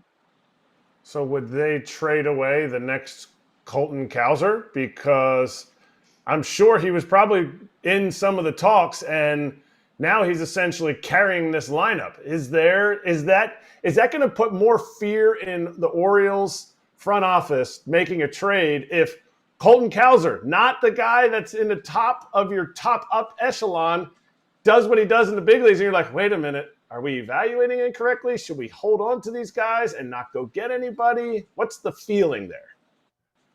Yeah, it's wild. I mean, Colton Cowser, Jordan Westberg have been two of their best players this year, and I think they were afterthoughts, compared to some of the other prospects they had. It's nuts. I think there is a little bit of uncertainty. I wouldn't say, I don't want to speak for anyone in their front office, but when Mike Elias was talking about Jackson Holliday on Friday, he was very candid. He was like, look, we thought he was ready. Everything we saw about him showed us he was ready. We called him up and he wasn't ready. And, we kind of had to make a decision. It was like, I don't know, we do our best, but there's no playbook and we're just kind of going by what we see. And I think, that is the part of the Orioles experience so far that they really haven't encountered, because everyone they thought would be a star has walked in and been a star. I mean, Grayson Rodriguez had a few rough starts last year and came back and is, pretty much shoved since. So they haven't seen somebody disappoint them yet. And I think, it's too early to say that Holiday is going to do that. But I think when you look around at some of the other people in their system, Kobe Mayo, Connor Norby, there's these guys down there that are really good that might be on other major league rosters if given the chance. And, do they need them? Where do they put them? Do they have room for them? Can they afford to trade them? Like, there's a lot of questions that they've run into now because of how much talent they have. And they've got to pick who they think is going to stick. And so far they've been right. But, I think it's like anything, like one miss or one miscalculation. It makes you wonder, if you got a handle. I think they do. I think they do. But it's going to get interesting because they've got some big time choices to make over the next few months. And they are capable of winning a World Series this year. There's no more like, hey, let's look ahead. Like, that's fine. You've got plenty going for the future, but you have an opportunity this season to win a World Series. So hopefully when they get to the trade deadline, if they need 2 or 3 relievers, they get after it because they have as much, assets as any team in baseball in terms of prospects like we're talking about here. So my question is on the starting pitching side, because they nailed it with the Corbin Burnes trade. It sounds like Kyle Bradish is coming back this week. I feel like you hear about an elbow injury and we're just like, see you later. We'll see him in a year and a half. But Bradish and really Garrett Cole are on that list where, we talked about him in spring training. They disappeared for a while and here he comes. Is this like best case scenario for Baltimore? He's just going to come back and be the same 2023 version that we saw? Yeah, if he comes back and he is that version, I think we all justifiably so hear elbow here, we're not going to have surgery and think, well, you're not having it now, you're going to have it a few months from now, and I still kind of worry that that's the case. And I think, whether they have Bradish or not, there are, fair questions about whether they've got the depth they need in that rotation. But yeah, I mean, if he's healed and they seem to think he is, that's a huge get. I mean, that's a legit Cy Young candidate from last year, a guy with a lot of kind of swagger. I kind of forget the specific stats, but the way they fared with Burnes and Grayson Rodriguez on the mound versus the other guys in their rotation, it's a stark difference in terms of how many games they've won. So, they need a guy like that. But they're crossing their fingers. They're crossing their fingers on him. They're crossing their fingers on John Means. And, I think it's going to be a really interesting year because I don't know that you can win the AL East, certainly win in October, with a rotation about which you're crossing your fingers. So they might need more, but right now, if he's back and he's okay, they're in great shape. And I will say, like, they tried to get Felix Bautista back last year off an elbow thing and decided he wasn't ready. So it's not like they're going to push him blindly. If they think Bradish is okay, then, they have good reason to think that. Is there an innings limit? I feel like we talk about this every day, if not 6 times a day, for Grayson Rodriguez. I mean, 122 innings last year. Are we going to be in September and seeing Grayson Rodriguez like throwing 2-inning outings as an opener? I don't know. They have not made clear their long-term plans there. I think when asked, the answer is normally we're going to watch carefully. We're going to make sure there's no signs of fatigue and all that stuff. They have enough people around and enough young pitchers too that you could give people some breaks, maybe slide into an informal 6-man if you're in good enough shape in the wins column to do that. But, I think it's kind of time to just let them ride at this point. So, when it's possible they see something and decide to kind of dial him back. But at this point, I mean, he's their number 2 and they're going to need him to be their number 2 from now until October. And I don't know how you successfully, at some point you got to stop protecting and start trying to win. And I think this is the year where they're going to have to encounter that question with him and many others. All right, Chelsea, I'll take us to the ownership situation in both sides of the spectrum there down in the area. So the Orioles just sold and the Nats probably are still for sale. It's hard to totally get a gauge of what's going on there. But what's the update on both sides? Like, have you heard anything about what Baltimore might do differently with this group? It sounds like they've been well received so far, which is cool. And then on the other end, does it sound like the Nats are kind of frozen right now? You know, I thought maybe they could have done a little more in the offseason because I like the way that they've rebuilding, but it sounds like maybe they've been freezing because they want to figure out if they're going to sell. Yeah, to start with Baltimore, I don't know if I've ever seen an ownership rollout go better than David Rubenstein taking over this team. I mean, part of that is that he took over a juggernaut that was, a low cost juggernaut. I mean, you can't really ask for more than that, but he's been doing commercials with Cal Ripken. He's sitting behind home plate every game, shaking hands with fans. He's, doing as much media as anybody, wants him to do. And certainly people have a right to be skeptical of billionaires and their PR efforts, but I think he just really wants this to be a positive place. I think he cares about the Orioles as a fan, which, not all owners do. And how that shows is yet to be seen. Like, does that mean he's going to spend a ton of money? I don't know. I don't know how much money he has to spend. I don't know what his priorities would be, but I think there's a far better chance that he spends than the guys before him. So there's that. And in DC, the Lerners said before the season, okay, we're not selling anymore. Sorry, just kidding. I don't think that's true. I think if somebody gives them the money they want, which is like 2.4 billion, they would hand it off in a heartbeat. I think there's reason to believe that with Rubenstein in Baltimore, the Masson TV rights situation gets a little less hairy, and that has always been something that no one's wanted to buy into because, why would you want to purchase a team and then pay, hundreds of thousands in legal fees to sort out television rights? Like that's no fun. So I think it's coming. I don't necessarily know if it's at the end of this year or next year. I still think Ted Leonsis, who owns the Wizards and the Capitals, is probably the guy who's going to do it. I think it's just a matter of like getting to the price point at the time when the Nats are willing to, when the Lerner family is willing to part with them. And I think that's, I don't think that's imminent, but I think it's coming. What about that TV stuff? What about the TV rights stuff and no blackouts in the area? Wait a minute, you can't even watch any of the teams and nobody's getting any of the money. Is this going to be resolved in the next 3 years? I think so. I mean, I'll admit I've had to subscribe to Fubo against my will to watch a lot more baseball than I thought. But yeah, I think it is. I think, previously Peter Angelos was in, pretty much a blood feud with the Lerners because they came into his territory and he wanted to kind of squeeze every dollar out of them. I think Rubenstein, and he said this, he doesn't want to pay lawyers more than he pays his baseball team. And at this point too, as you guys know, like, cable rights are not worth what they once were. So the amount of money the Orioles and Nats are fighting over is not negligible to most people, but I think to them pretty negligible at this point.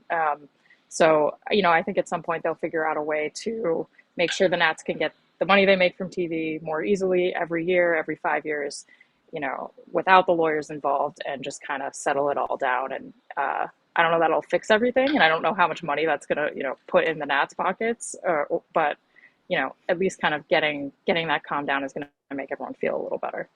And the amount of money that has been spent on lawyers to talk about this crap for so long, I would love to know what that number is. It's just insane.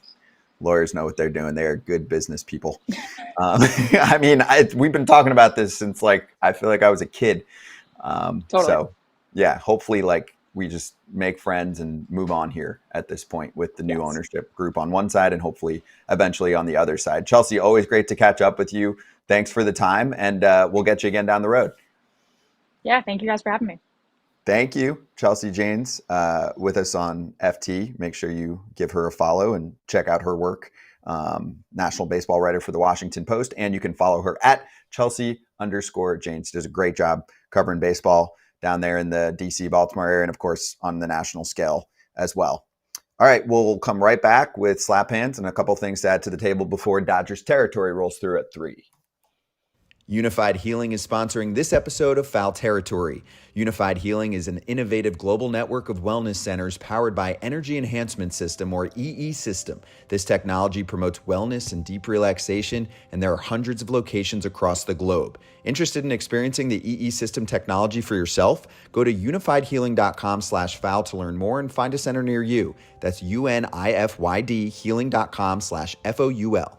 No material or testimonials on the Unified Healing website are intended to be viewed as medical advice or a substitute for professional medical advice, diagnosis, or treatment. Always seek the advice of your physician or other qualified healthcare provider with any questions you may have regarding a medical condition or treatment and before undertaking a new healthcare regimen, including EE system.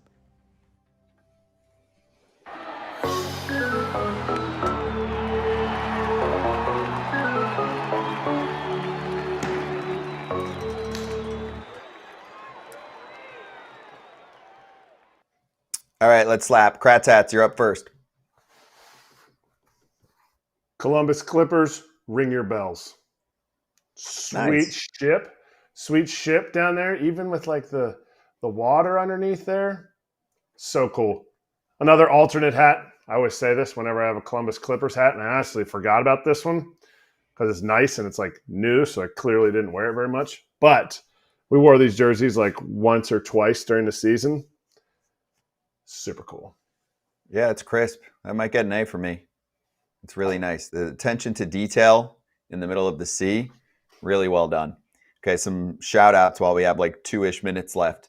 Joey Luperfido coming up for the Astros, the minor league baseball leader in homers. He's got 13 of them. Astros fans have been losing their mind about Abreu and some of the struggling bats. They had a great series. They swept the Rockies in 2 games in Mexico City. Let's keep in mind it's the Rockies, though. But really positive signs. Like Framber comes back. It sounds like Javier might come back at some point later this week. Verlander's back. This is why you can dig yourself into a hole, which they've already done here. But the Astros are good. They went through a really rough stretch for a little bit there. I still think they're a good team. Their relievers, too, are underperforming. Those numbers are going to even out, for guys like Presley and Hader and Abreu. So I'm not super concerned about them yet. It's a long season. I will say on the other side, the Rockies are the second team in history to trail in each of their first 28 games. 28 games. The other team was the 1910 St. Louis Browns. They trailed in every game. Every game. That's tough. Man, that let that sink in. What a stat. Thank you for that stat, Scott. You're welcome. Also, you're way above sea level, and they only scored 6 runs in those 2 games. They got outscored 20-6. It's just they're going through it. It's a tough team. Tough. And yeah, I mean, we knew it. I'm just saying, like talent-wise, they have a long way to go. Where's the help? Their minor league system is not anything. They have the same people making decisions. It's just like the next buddy up. Like they never move anybody out. They just move people up. They rename their positions. And it's the same thing. Like, I mean, Nolan Jones is a good player. Ryan McCann, like, awesome player. You have the MVP of the All-Star game on the team, and Elias Diaz. Like, there's just not a to be losing in all 28 of your games is a crazy, crazy stat to me that I can't wrap my head around. I agree. NL West is tough. We're going to talk about the NL West on Dodgers territory coming up next because the rest of the teams are definitely trying much more so, and that includes the team at the top at the moment. Alana Rizzo and Clint Pasillas, they're about to take over. You can catch that show live right here on the FT YouTube channel every Monday and Thursday at 3 o'clock Eastern time or lunchtime out on the West Coast. They're great. We love them dearly. I'll be sitting here watching and hanging out in the chat as usual, just trolling around, having a good time. This was fun. Great start to the week. Really, really smooth start to the week. So we'll see everyone on Tuesday. A lot of cool player guests coming up over the next few days. Tyler Glasnow starting off strong. Thank you, Sex God, for joining us. See y'all Tuesday. Big series for the Dodgers going into Dodgers territory. The D-backs. True.